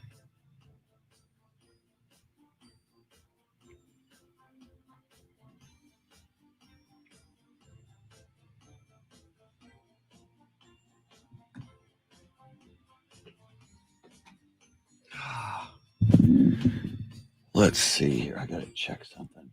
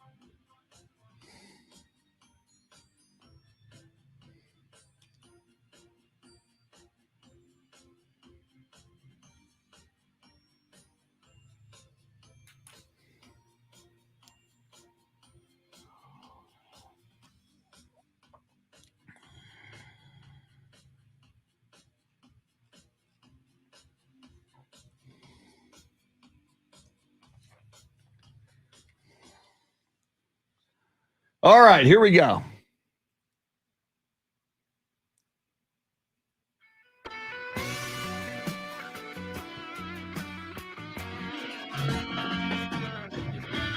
Let's get back to the Chris Duel Show with Shannon, Salty, Sweeney. Find Chris and Salty on Twitter at Chris Duel and at Shannon B. Sweeney.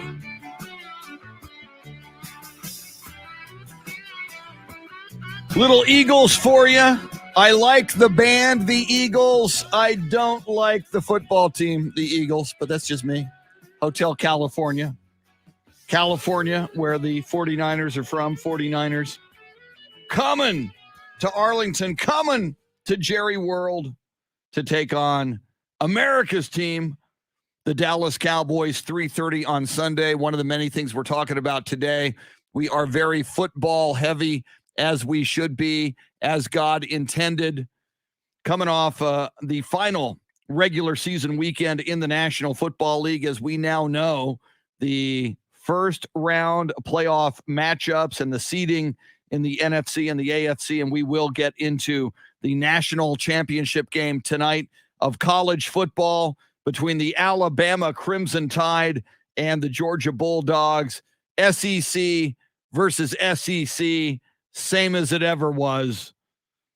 Hopefully the Longhorns and the Sooners get to the SEC quickly, just so we can have some variety if it's always going to be all SEC. Not that I'm bitter.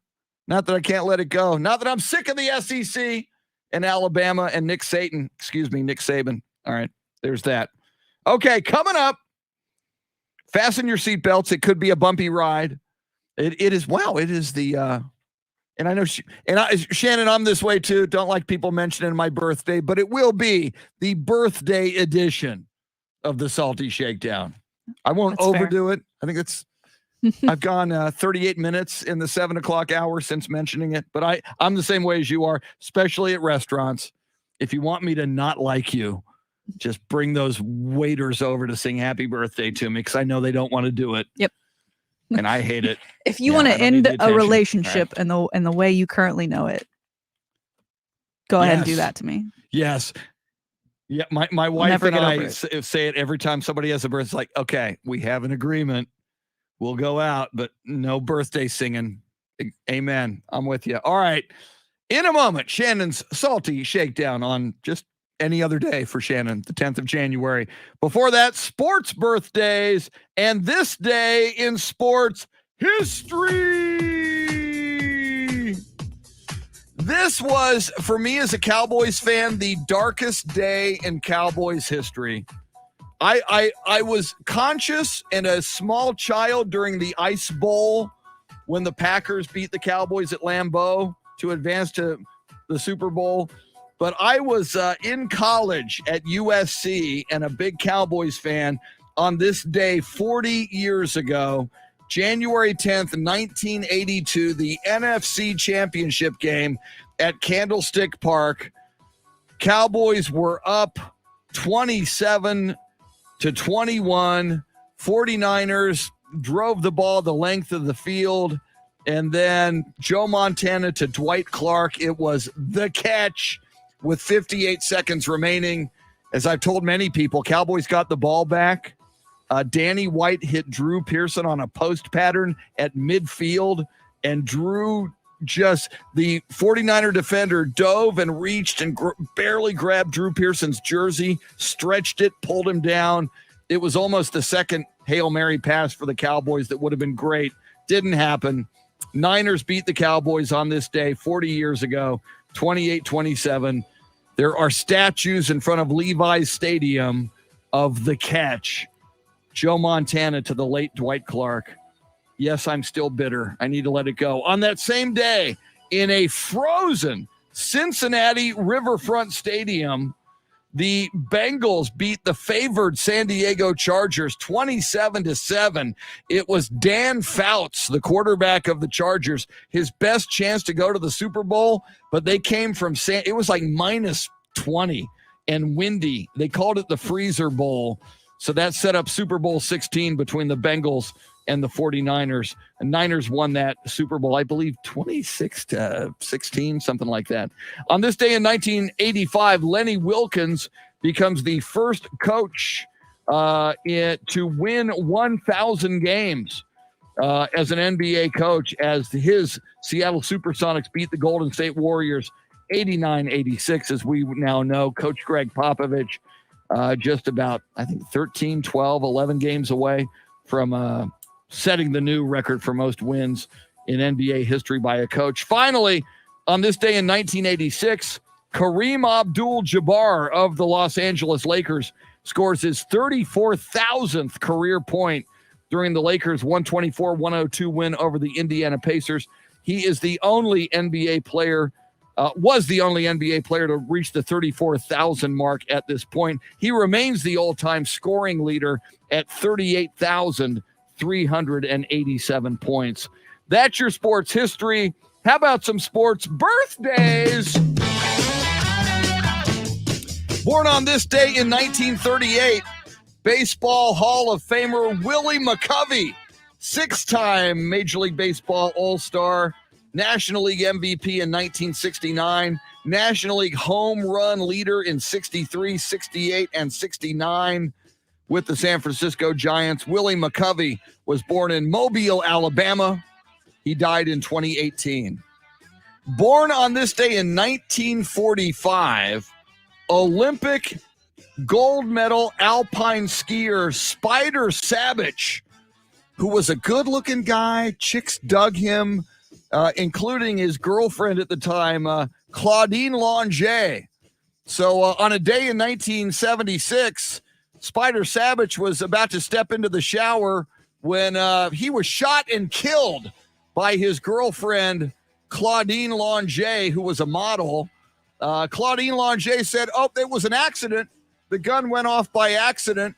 She was acquitted in his death. So no harm, no foul, I guess. Claudine, maybe you don't point that gun at your boyfriend. She killed him in 1976, not to bring you down. Born on this day in 1949, American boxer and notable griller George Foreman, heavyweight champion 73 through 74, won it again in 95 wildly. George Foreman was born in Marshall, Texas. Born on this day 10 years ago, William Perkins, young sports talk radio listener William Perkins, the son of listener Wes Perkins. And finally, come on, Willie McCovey, Spider Savage, George Foreman, and with all apologies to William Perkins, the marquee sports birthday of this day, January 10th, is and forever shall be that of one Shannon Salty Sweeney, born on this day. Crowd goes wild. January 10th. She is accepting gifts. You can either mail them or just have them delivered by FedEx or whatever to iHeartRadio in Austin. Happy birthday, Shannon, George Foreman, Spider Savage, Willie McCovey. And William Perkins is age 10. That's your sports birthdays. That's your sports history. And now, ladies and gentlemen, boys and girls, friends, Romans, countrymen, pole assassins, and monkeys, here it is, your salty shakedown. Thank you again, Chris, and everyone who's wished me happy birthday thus far. It's been a good day, and hope it continues to stay as such, because it is still a Monday, and that's a bit of a bummer. All right, today, Chris, last week, you made me aware of this kind of brewing idea for the Jaguars fans that they were going to show up as clowns, dressed as clowns, for the final game of the regular season at the Jaguar Stadium. All of this because fans are upset. They're exasperated. They're hurting. They're not pleased with the way the franchise is being run. They don't know what the future holds for them, especially at that head coaching position. And they're really upset that the owner is keeping around Trent Balk, the GM. They blame Trent for a lot of what has gone down, or what hasn't gone down, which is wins for that organization. They finished the season at 3-14 after defeating the Colts yesterday in a surprise 26-11 win.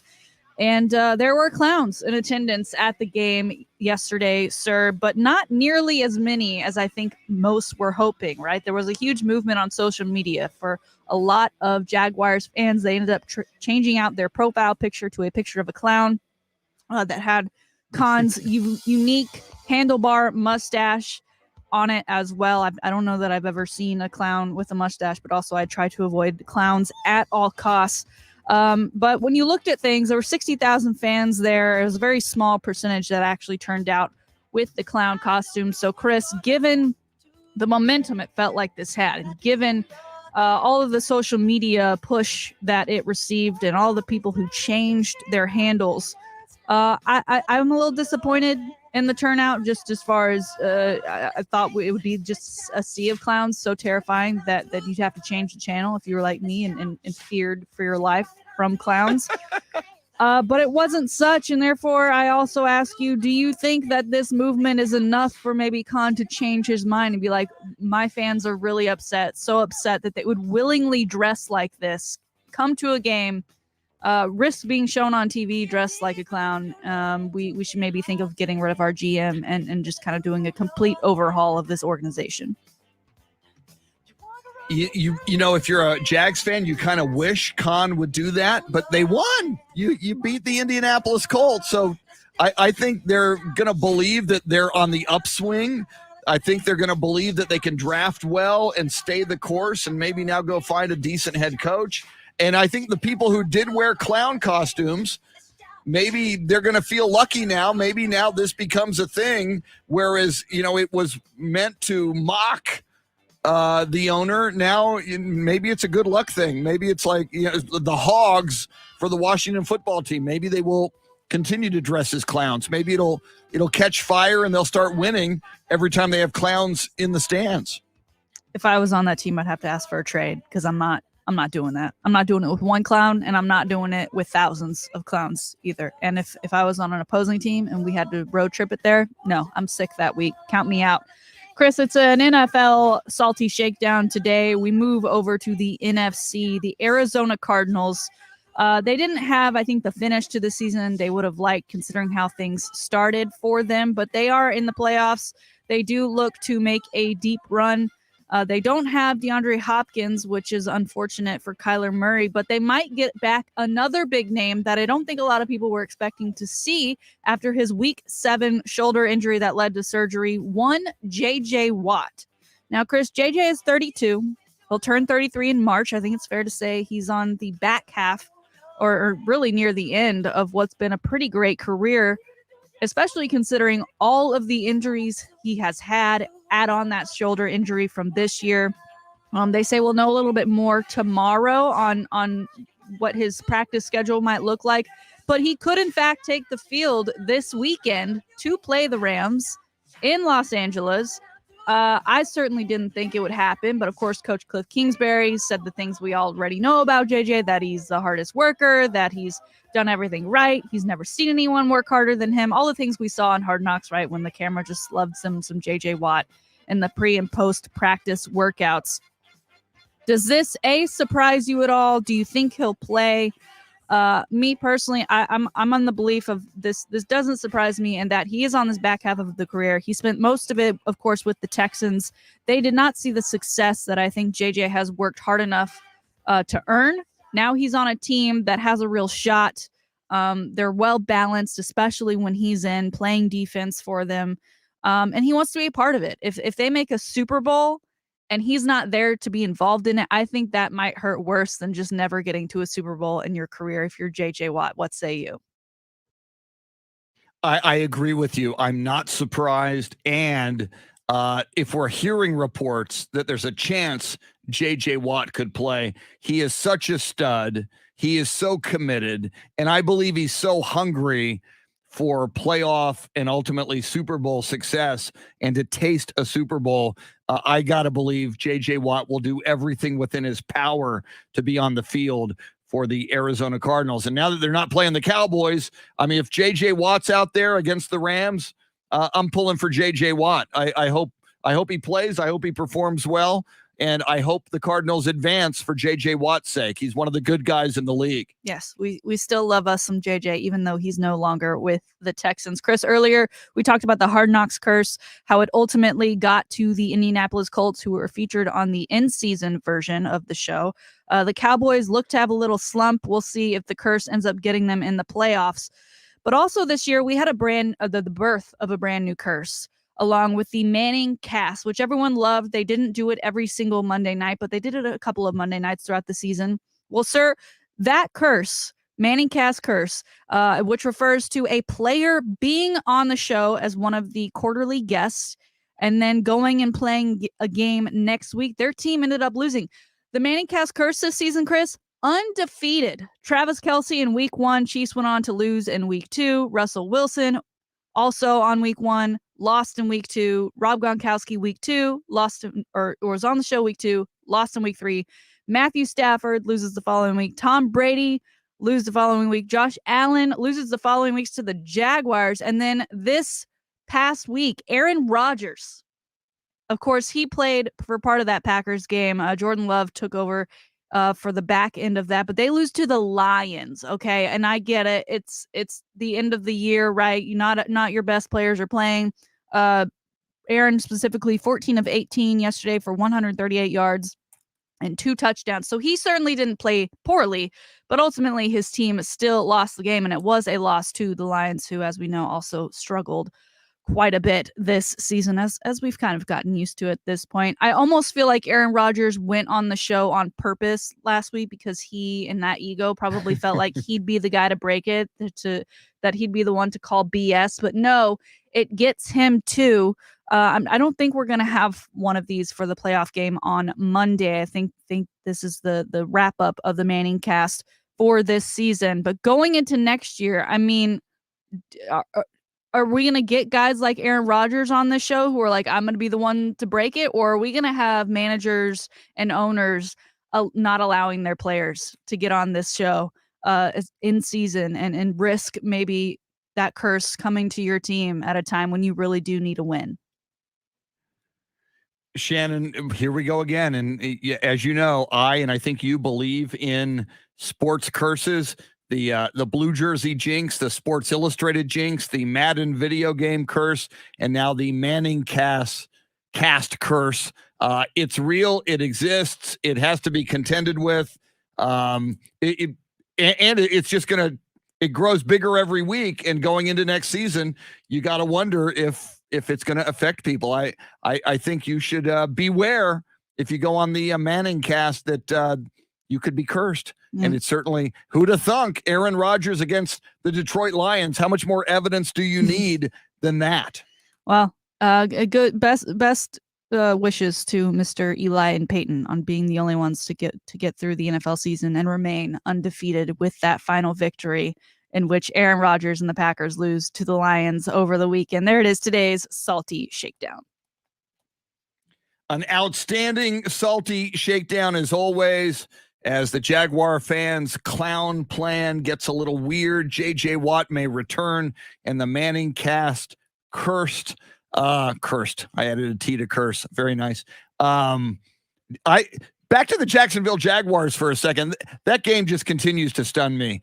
That the Indianapolis Colts, with all of their firepower, especially at running back, and a very good defense. And as I mentioned, Shannon, you talk about curses. The Hard Knocks curse got the Colts.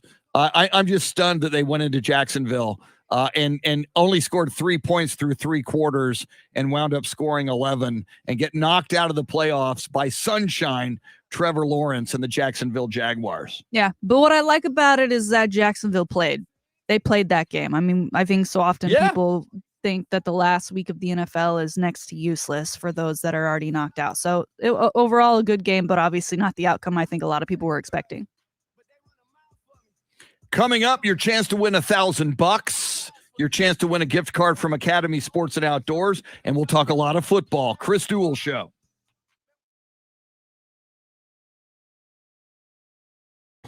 Woo! Woo! Woo!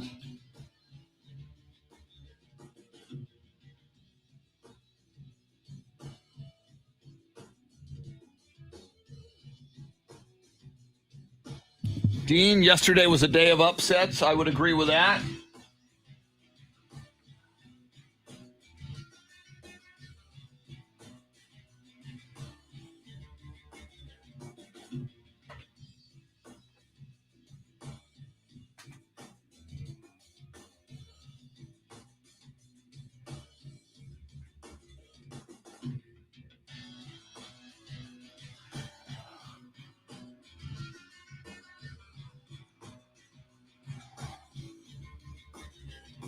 The Sports Almanac, is that a Back to the Future reference there? John Williams? I have to send a text to my niece.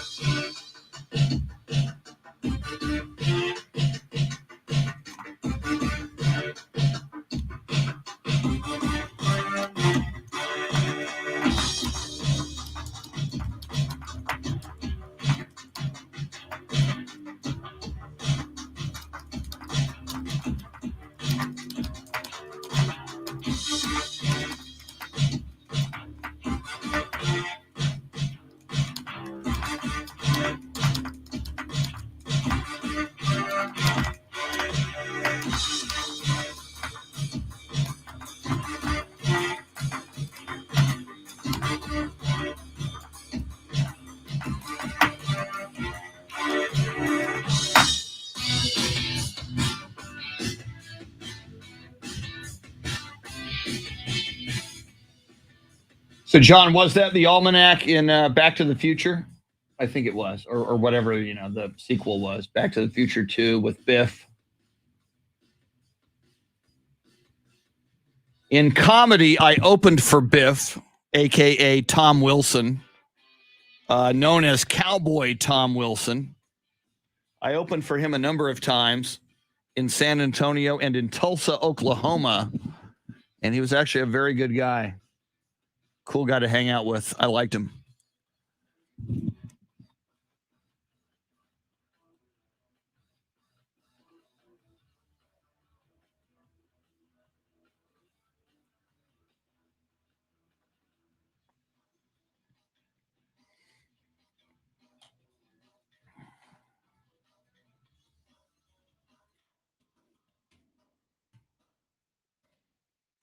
Let's see. I'm going to go grab some ice because I'm out of coffee, but I need ice for my iced tea. Gold Peak iced tea, nothing but the finest. Back in a sec.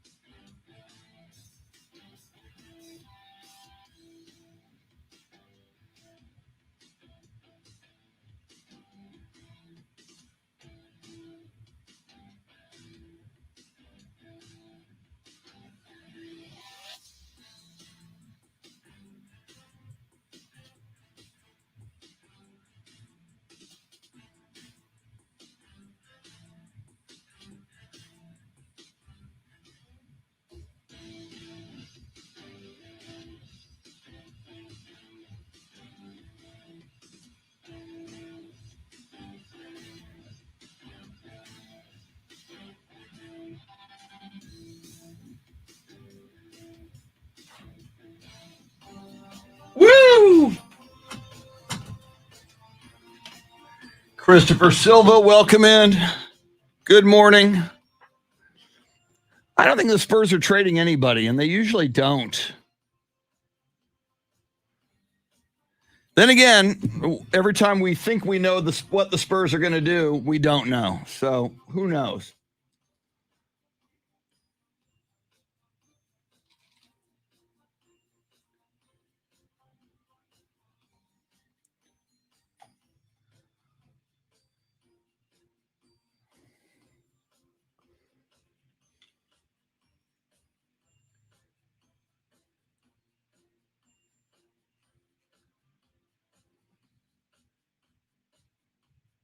Let's see. Here we go.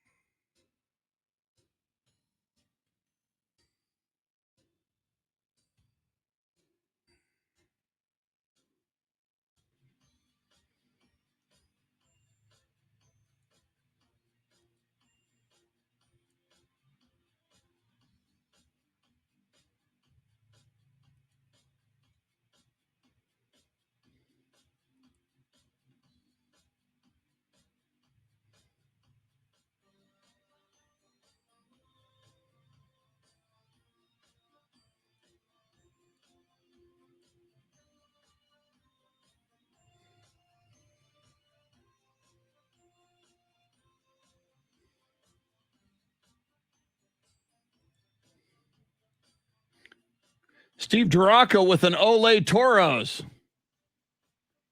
There you go.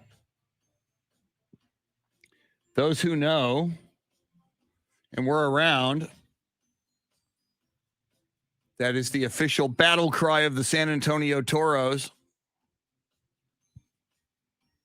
For those of us who were there, Steve Duraco was there. I was there. Quarterback Luz Pedraza, Sal Olivas, tight end Roger Gill, defensive backs Alfredo Avila and J.V. Stokes, offensive lineman Macon Raymer. Just saying, don't make me go Rain Man on the 1974 Toros. This is the Chris Duel Show. You know the day destroys the night. Night divides the day. Try to run, try to hide. Break on to the other side. Break on through to the other side.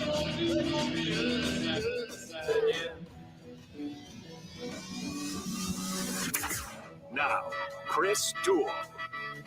What a day, what a Monday, the day after the final weekend of the NFL regular season, and a Monday where we now know the first round playoff matchups in the NFL, and it's an even bigger Monday because it is National Championship Monday in college football. We will talk about that probably this half hour. In fact, big half hour right now, because you got a couple of opportunities to win some stuff, including $1,000 coming up at 8:20.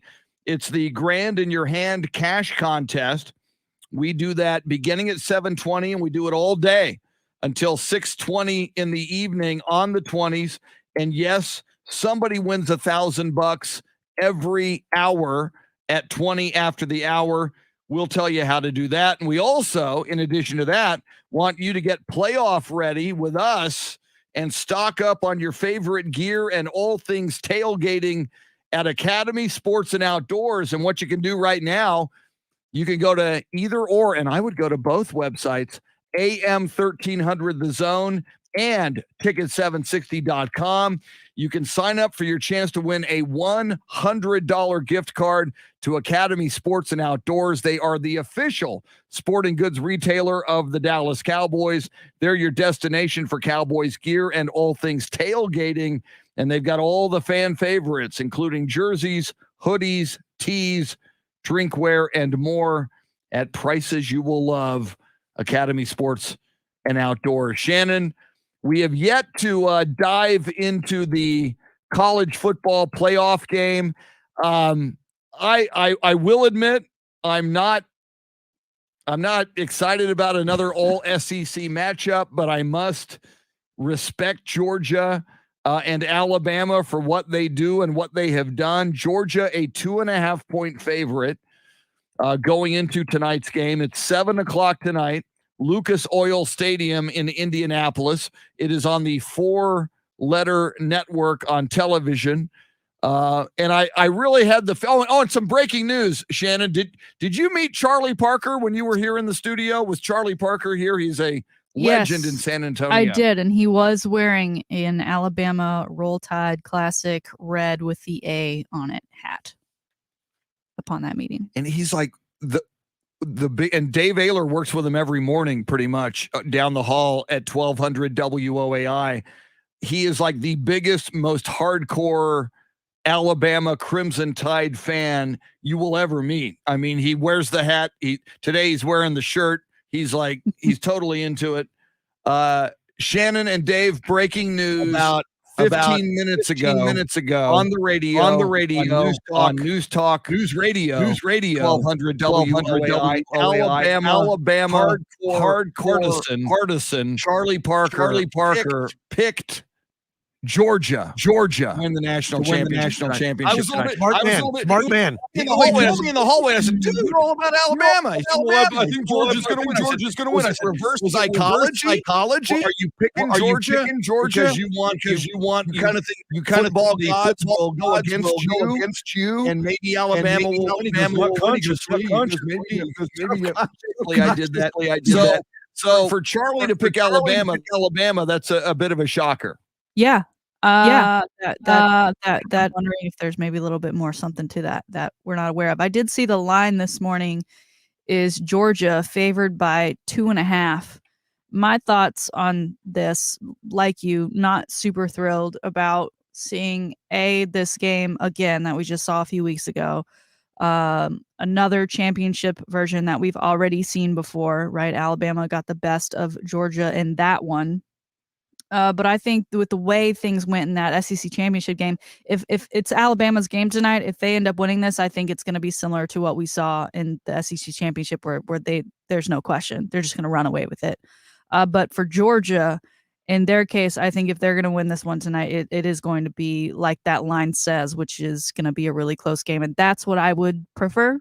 And also, I think, again, this is a great battle of just coaches, right?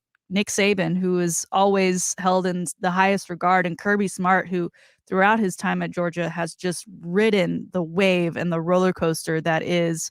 He gets to a national championship game. People don't like the decisions he makes down the stretch. They end up losing. Okay, is he going to be the guy of the future? They kind of bounce around, and they get themselves to the Sugar Bowl. They're heavy favorites against Texas, and things don't go that way. There was huge fan reaction for that. So here they are back again. I think Kirby, for him to truly and finally win over this Georgia Bulldogs fandom, he's got to get this win tonight, because I think even though, yes, he's taken them to a national championship once again, I think if they lose this one, people are going to start questioning him again, whether it's right or wrong. It's a great point. And if he wins it, Shannon, he should be anointed and ordained and should be viewed as a football god in Athens, Georgia, and across the state of Georgia. The more I look at Alabama and Nick Saban, and I discounted them in the SEC championship game, but as somebody pointed out on the live video feed this morning, and Shannon, you and I say it all the time, it's hard to beat a good team, much less a great team, twice in a season. And I really kind of sense the intangible of Georgia having lost to Alabama in the SEC championship game. I think that gives an edge to Georgia coming in. I think they've got an extra chip on their shoulder. I think they focus a little extra. I think they have a little extra fear of Alabama, if that's possible. Nobody should have extra fear. We should all fear Alabama just based on their record. And from the Alabama perspective, I think the fact that they beat Georgia, I think they're probably feeling a little better about themselves going into this national championship game than they did the SEC championship game. I mean, they did it once. Now, to win the national championship, Alabama, you got to do it again. You got to beat Georgia twice, and that's going to be tough. So I think it's going to be a fascinating matchup. I agree with everything you said about Kirby Smart. I think if he loses, the natives will be very, very restless in Georgia. He doesn't get a lot of respect that I think he should get, given his career of success. But if he wins, I think it's just such a high gain, high loss proposition for Kirby Smart. If he wins it, you beat Nick Saban. You had a great season, and it's almost, while I'm sure Georgia would have loved to have gone undefeated, it's almost better that if you win it tonight and you're Georgia, that you did lose it in the SEC championship game. It's almost like the end of a Star Wars movie. It's like, Darth Vader has already won at the end of Act 2 in a Star Wars movie. Now we go to Act 3 and it's the battle, and there's no way we're going to beat Darth Vader. And in the end, Luke Skywalker and Princess Leia and Han Solo and the rebellion beat Darth Vader. And certainly Nick Saban, aka Nick Satan, would be Darth Vader in this matchup, I believe. Yeah, especially Kirby Smart, just another guy who came from the world of Nick Saban, formerly working under him, and took basically the blueprint that is Alabama as we know it and trying to apply it to this Georgia program. I hope it's a good game. Again, I hope that it's Georgia, and I hope they do come out on top. I'm very tired of seeing Alabama in the national championship, so I just kind of ultimately default to whoever their opponent is. I did see a headline today that I thought was really interesting, and that this is the first national championship game under the new NIL rules. And I immediately went to, like, after the Super Bowl, after that team wins, right? Disney goes and they find the quarterback or whoever they think is going to be the MVP, and they make him speak into the microphone like, "You just won Super Bowl. What are you going to do?" "I'm going to go to Disney World." Like, all of the endorsements and cash that could be coming to these players, and not just like your Bryce Youngs and your quarterbacks and your stud wide receivers and running backs, the guys that make impact plays tonight, whether it's a goal line stand, right, by some linebacker that most people have never heard of before. I mean, this could be huge for these players, and for that, I'm excited for them. I'm excited to see what takes place, and then also at the other side of that, what if someone lays an egg, right? Who has those giant contracts already, like a Bryce Young? How is that in turn going to affect what happens moving forward? But tonight it's almost going to be like a Super Bowl because of all these business decisions that might be made around the players on the field tonight. It's a tremendous angle, and you're so right.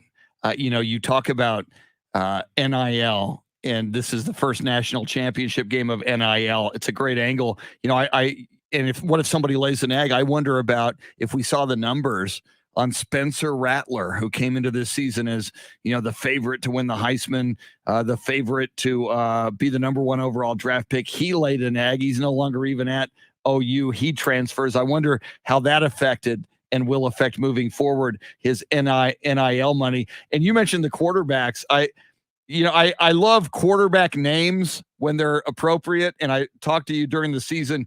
USC, my alma mater, has a true freshman quarterback, or he was a true freshman this season, Jackson Dart. It's like, if I'm writing a screenplay, my quarterback might be named Jackson Dart. And Jackson Dart of USC is like long blonde hair, which is perfect for Southern California. He wears eye black, like down the full length of his eye. He kind of looks like Alice Cooper. He's like crazy looking, but straight out of Central Casting. Shannon, I love the name of the Georgia quarterback, Stetson Bennett. Yeah. If we were writing a screenplay, a quarterback of an SEC team, in this case out of Georgia, his parents named him after a hat, a cowboy hat, Stetson. He's Stetson Bennett. To me, what a great name, Stetson Bennett. Will Stetson Bennett prevail tonight? Will he be going to Disneyland? And will the name, image, and likeness money pour in? And will he get a Stetson contract to wear a Stetson when he wins the championship? Hey, I'm Stetson Bennett. I'd like to do a commercial for Stetson hats. It could happen tonight. Stetson Bennett. Yeah, I think why would not surprise me. Why wouldn't he already have that endorsement? I do want to, before we get to cash this hour, we do have some breaking news. As people know, it is Black Monday around the world of the NFL. The season has come to a close. A lot of coaches tend to part ways with their teams willingly or not. First to hit the chopping block this morning, the Vikings have let go of their general manager, Rick Spielman, as well as head coach Mike Zimmer. They are finally parting ways. That's an interesting one because obviously Mike Zimmer and Kirk Cousins have never been the best of friends. And I think Mike Zimmer would have rather parted ways with Kirk Cousins a while ago, seasons ago, even to kind of help that team out and possibly keep his job. But instead, Mike Zimmer gets the axe. I'm sure we'll be hearing more coming from Black Monday or in the NFL later on. And Shannon, Mike Zimmer at one time was a Cowboys assistant, and by all accounts, a very good man. Mike Zimmer lost his wife recently, within like the last 5, 7, 10 years. So he's had a lot of personal tragedy.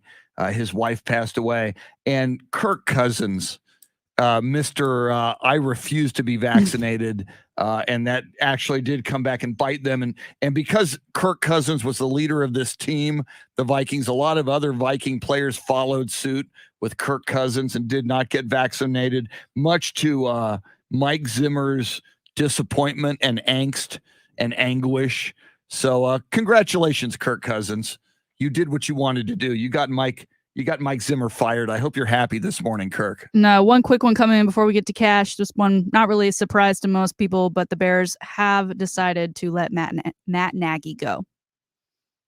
That's not surprising. People were calling for him week 4. Yeah. So far, Broncos fired their coach yesterday. Now we've got the Vikings, and now we got the Bears. It is indeed Black Monday, and that's your Black Monday update. Don't be surprised if before 9 o'clock in 40 minutes, we have some more firings in the National Football League. As Shannon mentioned, it's cash time. And remember, we do this on the 20s all day long until 6:20. We started at 7:20. And we do it until 6:20 at night. It's the Grand in Your Hand cash contest. You have a chance to win $1,000. Somebody wins $1,000 every hour. It is so cool, and we love that you got a shot to win. You're going to get a keyword. Then you can take it to either or both websites, AM 1300 The Zone and or Ticket 760's website. Pop in the keyword at the website. You're in the running for $1,000. Here it is. Now your chance to win $1,000. Just enter this nationwide keyword on our website. Deposit. That's deposit. Enter it on our station website now.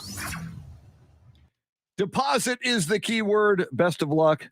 Ticket760.com or AM1300thezone.com. I do both, but that's just me. Of course, Shannon and I and Dave Ayler are ineligible. So we want to live vicariously through you. We want you to win the money. I wonder who's going to come be the head coach of the Minnesota Vikings now, Shannon. And if you do, your prize is Kirk Cousins. If I'm a coach out there, and let's look at the openings now. You've got the Denver Broncos opened up yesterday. A lot of questions at quarterback there. Mm-hmm. You've got the Chicago Bears at quarterback. Andy Dalton, by the way, the Red Rifle, threw a touchdown yesterday. I know he's not the quarterback of the future. Justin Fields is. You've got Kirk Cousins in Minneapolis and his stand on vaccinations notwithstanding. He's never, he's all right. He's efficient, but he's never won big games, certainly in prime time. He's never taken a team to the promised land. And then, Shannon, you've got sunshine. You got Trevor Lawrence in Jacksonville. You brought up the clown out and the fact that the owner is much disparaged and probably appropriately so by the fans. Mm-hmm. But if I'm a head coaching commodity and I can make my pick, I still think maybe I go to Jacksonville. I think coaches who have done great things over the years, mm-hmm. Landry and Staubach, Jimmy Johnson and Troy Aikman, Bill Belichick and Tom Brady, Bill Walsh and Joe Montana. You kind of need that quarterback who's going to be transcendent.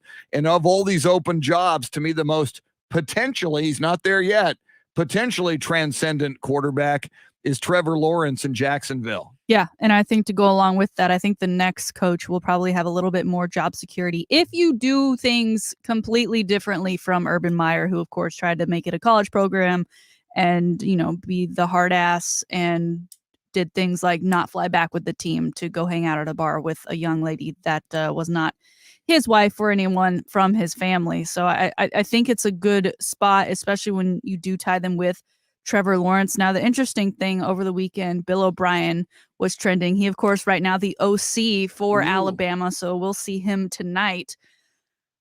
People were associating him with that Jaguars position. And if I'm a Jaguars fan, I'm already upset with what's going on. I think I'd switch teams. I think I would switch loyalties at that point because obviously Bill O'Brien, he's always been touted as this quarterback whisperer, but I can't tell you the last time we really saw it. And then obviously what happened with the Texans and, Jaguars being in that division kind of got a front row seat to all things Bill O'Brien. What do you, that would just be a dumb move in my mind. And then, in mentioning the Vikings, if I'm interviewing for that Vikings position, and they're offering me the gig, I'm saying I'm not taking this gig unless you allow me to go get the quarterback I want. Because I don't want Kirk Cousins, and I don't know what their cap situation is. I don't know what their pick situation is and trade values for those kinds of things. But I'm not that one of the ones we mentioned, with Kirk Cousins being there, the least exciting. Because Chicago has, back to Justin Fields and options. Yeah. Back to your Bill O'Brien point, and I totally agree with you. He got the reputation as quarterback whisperer because he was the quarterback's coach for the Patriots, and Tom Brady was the quarterback. Shannon, if you or I were the quarterback coach for the Patriots in the Tom Brady era, especially when Tom Brady was young and coming up, you, Shannon, or I, Chris, would be a quarterback. Ooh, that Chris Duel, man, he's a quarterback whisperer. Did you see what he did with Brady? Did you see what Shannon Salty Sweeney did with Tom Brady? She's a quarterback whisperer. I think, and we watched him closely because they're my number 2 team, the Texans, because I won an all-Texas Super Bowl. I think Bill O'Brien is like a cranky, old, fat guy and not a leader of men. Oh, I almost feel the same way about Mike McCarthy, even though he did get that Super Bowl with the Packers, but Aaron Rodgers had a lot to do with that. I don't think a young football team in 2022 or 23, I don't think Mike McCarthy or Bill O'Brien inspires players to want to run through a wall like maybe Sean McVay does. Of the LA. Did you see Sean McVay after one of the touchdowns yesterday? And he does this a lot. He runs from the sideline to the end zone to congratulate his player. Then he bumped into the ref, and the ref said, excuse me, I got a game to ref here. Yeah. Can you get back onto the sidelines? And they kind of both laughed about it. Mm-hmm. But I just think, and even Kyle Shanahan. Yeah. People want, and Dan Quinn. I think, and by the way, we got Dan Quinn versus Kyle Shanahan coming up. They were together in Atlanta for 28-3. That'll be interesting to watch next weekend. But I just, after watching Bill O'Brien for his time in Houston and wanting him to succeed, and now watching Mike McCarthy with the Cowboys, I'm just not getting that feeling. Yeah, we want energy. I love the Sean McVay thing too. Have you seen the compiled video of, there's like a guy on their sidelines who just pulls Sean McVay back because he gets so excited. He gets closer and closer to the field. And so to avoid getting hit by the sideline refs, this guy's only job basically is to just wrap his arms around him and pull him back a little bit. I love those videos. It's great. I want that kind of energy on the Cowboys sideline, just like you. I do too.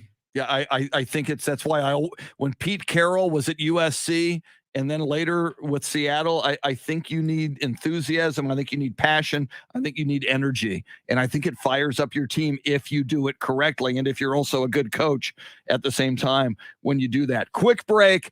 Lots more to talk about. Let's walk through all of the NFL playoff matchups. And Shannon, with the breaking news, there may be more of it. Keeping an eye on Black Monday as NFL coaches and general managers are getting fired left and right this morning. We'll recap what we know, and we'll see if anybody else gets fired before 9 o'clock. She's Shannon Salty Sweeney, Dave Ayler making the show go. I'm Chris till 9 on the Chris Duel Show.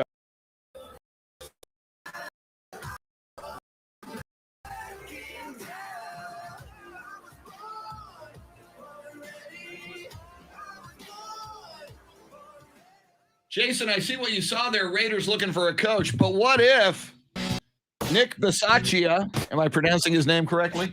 What if?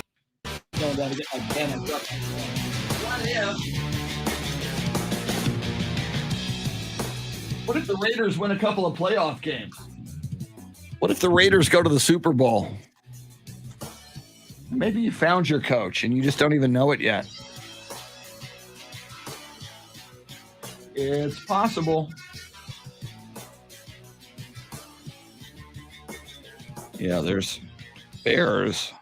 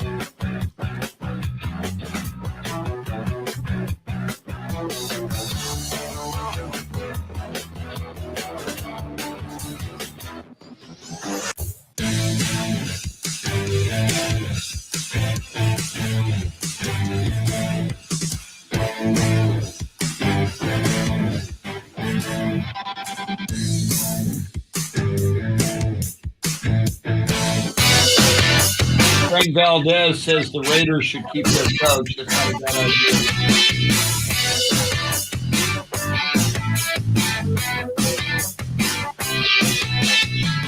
See how they do. And, they've got the same record as Cincinnati. So that's very interesting.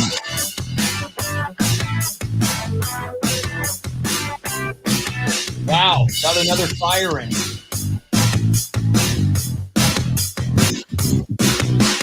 Do you have a breaking news sounder? Because Shannon has another firing, so we'll come back and we'll throw it to Shannon with a breaking news sounder.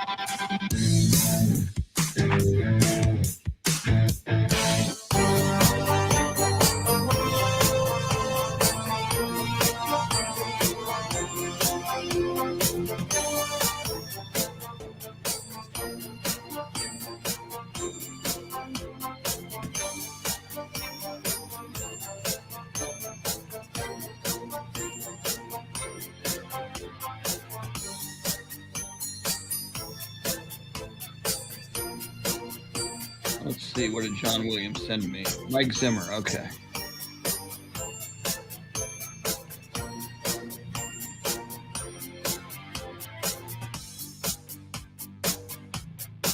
All right, we're coming back. We got some breaking Black Monday news.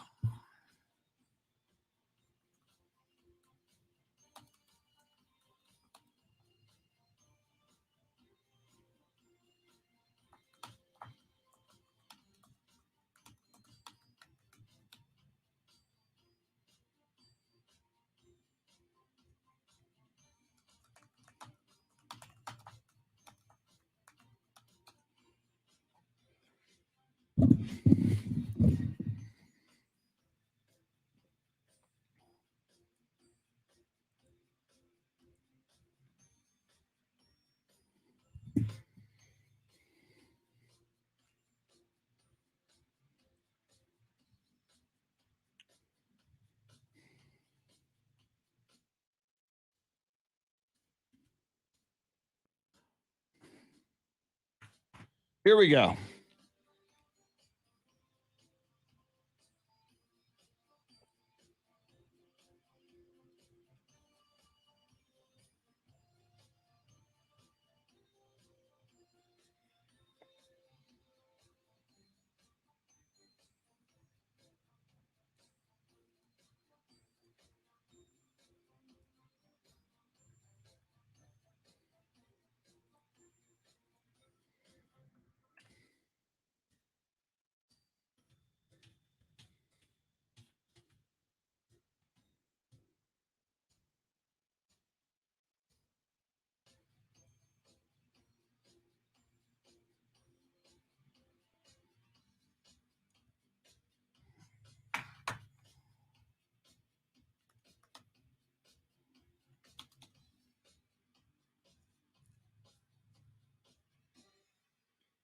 All right, here we go.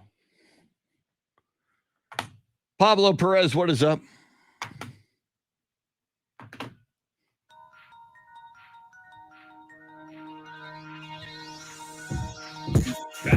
Back to the Chris Duel Show with Shannon Salty Sweeney. Welcome back. It is the Chris Duel Show with Shannon Salty Sweeney. Moments ago, Shannon brought you the breaking news of more firings on this Black Monday in the National Football League. We go to commercial break, and there are now more firings. Dave Ayler, you got us some breaking news? There it is. Breaking news from Shannon Salty Sweeney. All right. Well, up in Chicago, to go along with the firing of head coach Matt Nagy, they've also fired their GM Ryan Pace. And then over in Florida, the Miami Dolphins have fired their head coach Brian Flores. Their GM Chris Grier will stay as the GM. So they've got a bit of I guess, what they're considering a power struggle going on there. There was obviously a lot of talk this season about Tua and whether he was the guy for the job. A lot of internal struggles. So hopefully whoever they bring in as their next head coach will have a bit better relationship with Chris Grier, their GM. We'll keep you updated should there be any more firings on this Black Monday for the rest of the show today. So to recap, we got Vic Fangio out yesterday as the Broncos head coach. And then today, Mike Zimmer and the GM for the Vikings, Matt Nagy and the GM for the Bears. Is that right? Yes. And now, as you mentioned, Brian Flores. Brian Flores for so long was regarded as an up-and-comer and the new hot thing in the NFL. I know they had a bumpy season in the aftermath of Tua, but I almost find that a little surprising. I almost expected them to go a little longer with him. Well, and part of that discord between him and that GM, if we recall, he's got a relationship with Deshaun Watson. I mean, Brian Flores was part of why Deshaun wanted to go to Miami when, it seemed like maybe he would be sent somewhere before the start of this season. So perhaps that even shuts the door on Miami getting him should he be dealt in the offseason this year. Wow. And of course, as you mentioned, Matt Nagy, head coach of the Chicago Bears, and the general manager fired. We talked about it last week. There's rumbling out there that Jim Harbaugh, the head coach at Michigan, even though they went to the Final Four in the college football playoff, remember, Jim Harbaugh had to take a pay cut just to keep his job because they were none too happy with him. He is a former Chicago Bears quarterback under Mike Ditka, is Jim Harbaugh. And there are some people out there who know him, saying he never wanted to leave the NFL when the San Francisco 49ers blew him out, that he likes being an NFL head coach. So as that Chicago Bears job, as they look for a new head coach, keep an eye on Jim Harbaugh as well. Shannon, there were some stories we did not get to, and I know you have been tracking them as far as your prep for this morning's show. Kind of some big news over the weekend for a now former Texas Longhorn quarterback who, for a while, we thought could have maybe been the quarterback of the future at Texas.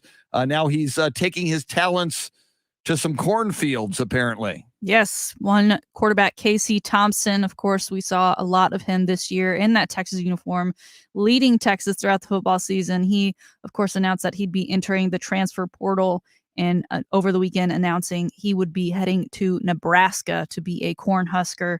I think if this was 10, 15 years ago, this may have felt like a betrayal to some Texas fans. I'm fine with it. I hope he gets the opportunity that he's looking for. I hope he succeeds. Scott Frost needs a guy like this. He needs a quarterback to help him be the guy that they thought they hired when they got him from UCF. So hopefully everything works out for both in this party, and Nebraska can turn things around, because it hasn't been great the last 2 years. And I mean, traditionally, and certainly I think during the Scott Frost era at Nebraska, just not known as a quarterback's team, right. a quarterback's program. Obviously I'm sure Scott Frost wants to change that. But good luck, Casey Thompson. Now, Casey Thompson is the guy who's got the Oklahoma Sooner roots. Is that correct? Yes, sir. His father played for the Sooners. All right. So, and it's interesting now, with some question, with Caleb Williams in the transfer portal and some question at Oklahoma. And I know they got like a guy from UCF over there at Oklahoma. It's interesting. I would have bet money that Casey Thompson, especially if Caleb Williams is contemplating going elsewhere, I would have thought maybe Casey Thompson would have gone to OU, but not the case. Antonio Brown continues to pop off, continues to bite the hands that feed him, continues to stick his foot in his mouth. What was the latest Antonio Brown news over the weekend? Yeah, he's been making appearances on podcasts and such, and other people's Instagrams. And on a recent podcast, he was talking about his former team, now the Tampa Bay Buccaneers, and Tom Brady came up. Obviously, Tom Brady, a huge supporter earlier. I don't know where he stands right now. I wouldn't be a fan if I was Tom, but he helped bring Antonio to the Patriots, and he helped bring Antonio to the Bucs, and was a huge part of him sticking around even through kind of the errors and trials that went along with that tenure. But Antonio Brown not returning the favor, not really seeing the bigger picture here. Of course, we ended last week on Friday. He sent out an Instagram post calling out Tom Brady, as well as the trainer that I guess Tom Brady suggested for him to use.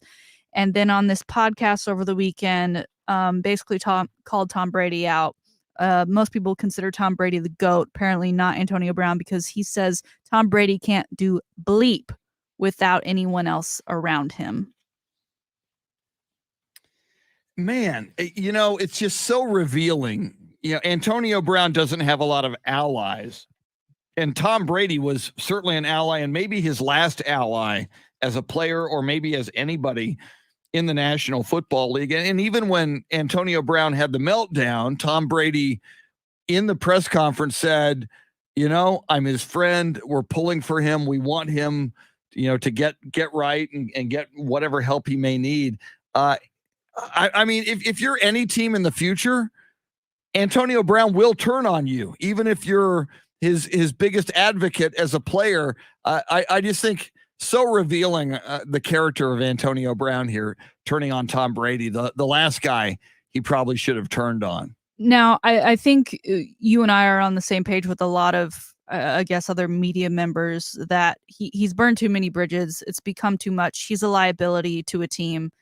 He's not going to be in the NFL anytime soon, unless there is somehow some great overhaul with his attitude and mindset.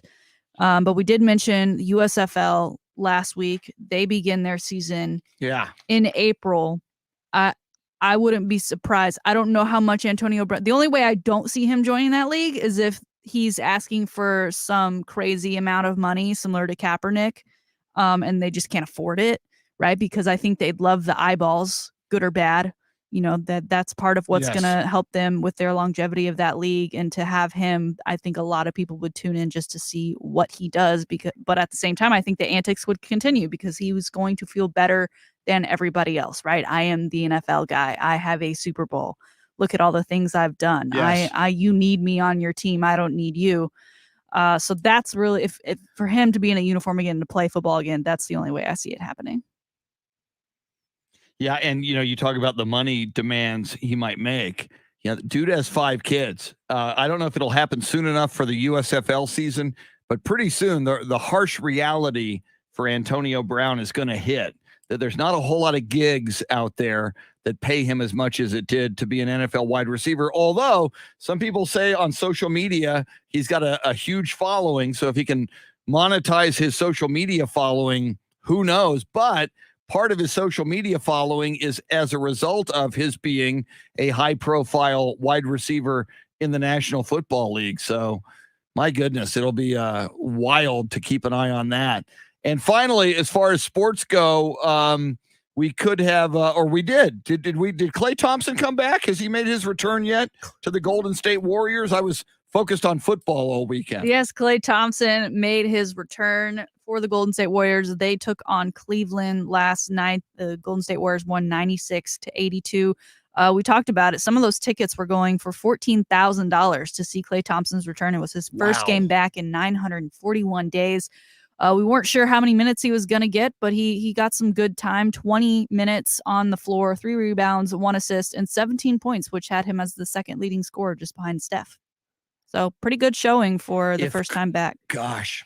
If Klay Thompson can be like 80% of what he used to be, much less if he's 90, 95, or 100, I mean, Golden State without him had the best record in the NBA. I mean, my goodness, watch out for the Golden State Warriors. Yeah. We thought the Terminator had been destroyed. Nope, they're here and they're dangerous. So watch out for those guys. They're just such a threat. And when you have to play defense on those guys, right?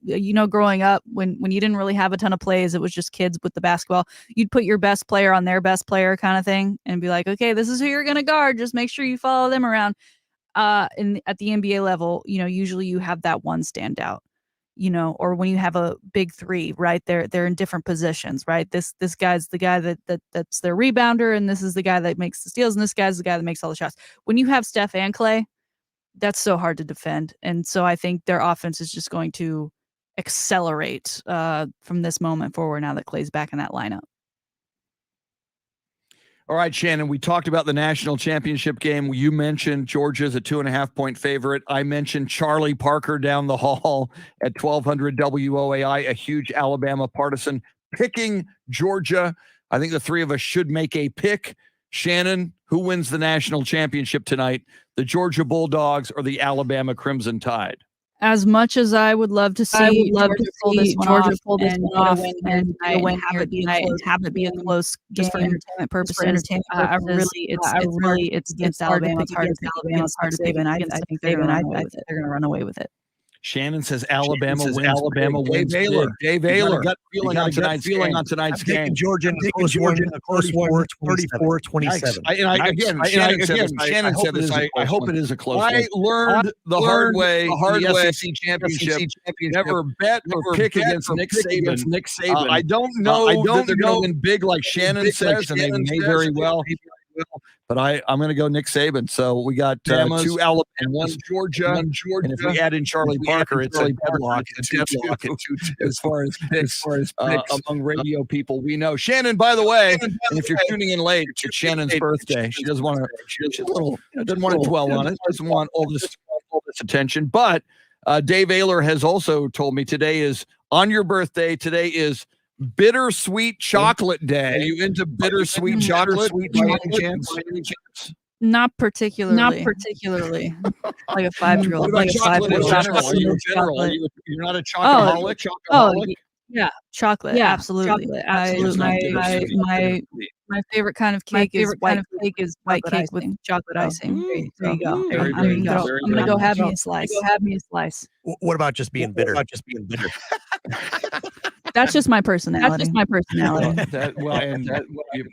the Cowboys-Niners game a week from today, we might all be a little bitter. I hope not. I hope the Cowboys take care of business. Finally, Shannon, on this January 10th, it is also Household Appreciation Day. Does that mean, Dave, does that mean house plant? Household plant. Excuse me. Household plant.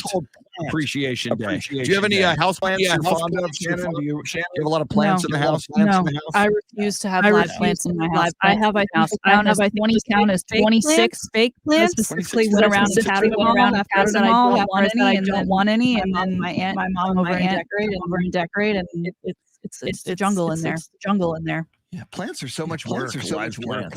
It's not my thing either. Shannon, may your birthday rock. I hope you have a great day. Have a great show as always. Thank you so much. And tonight, National Championship Day.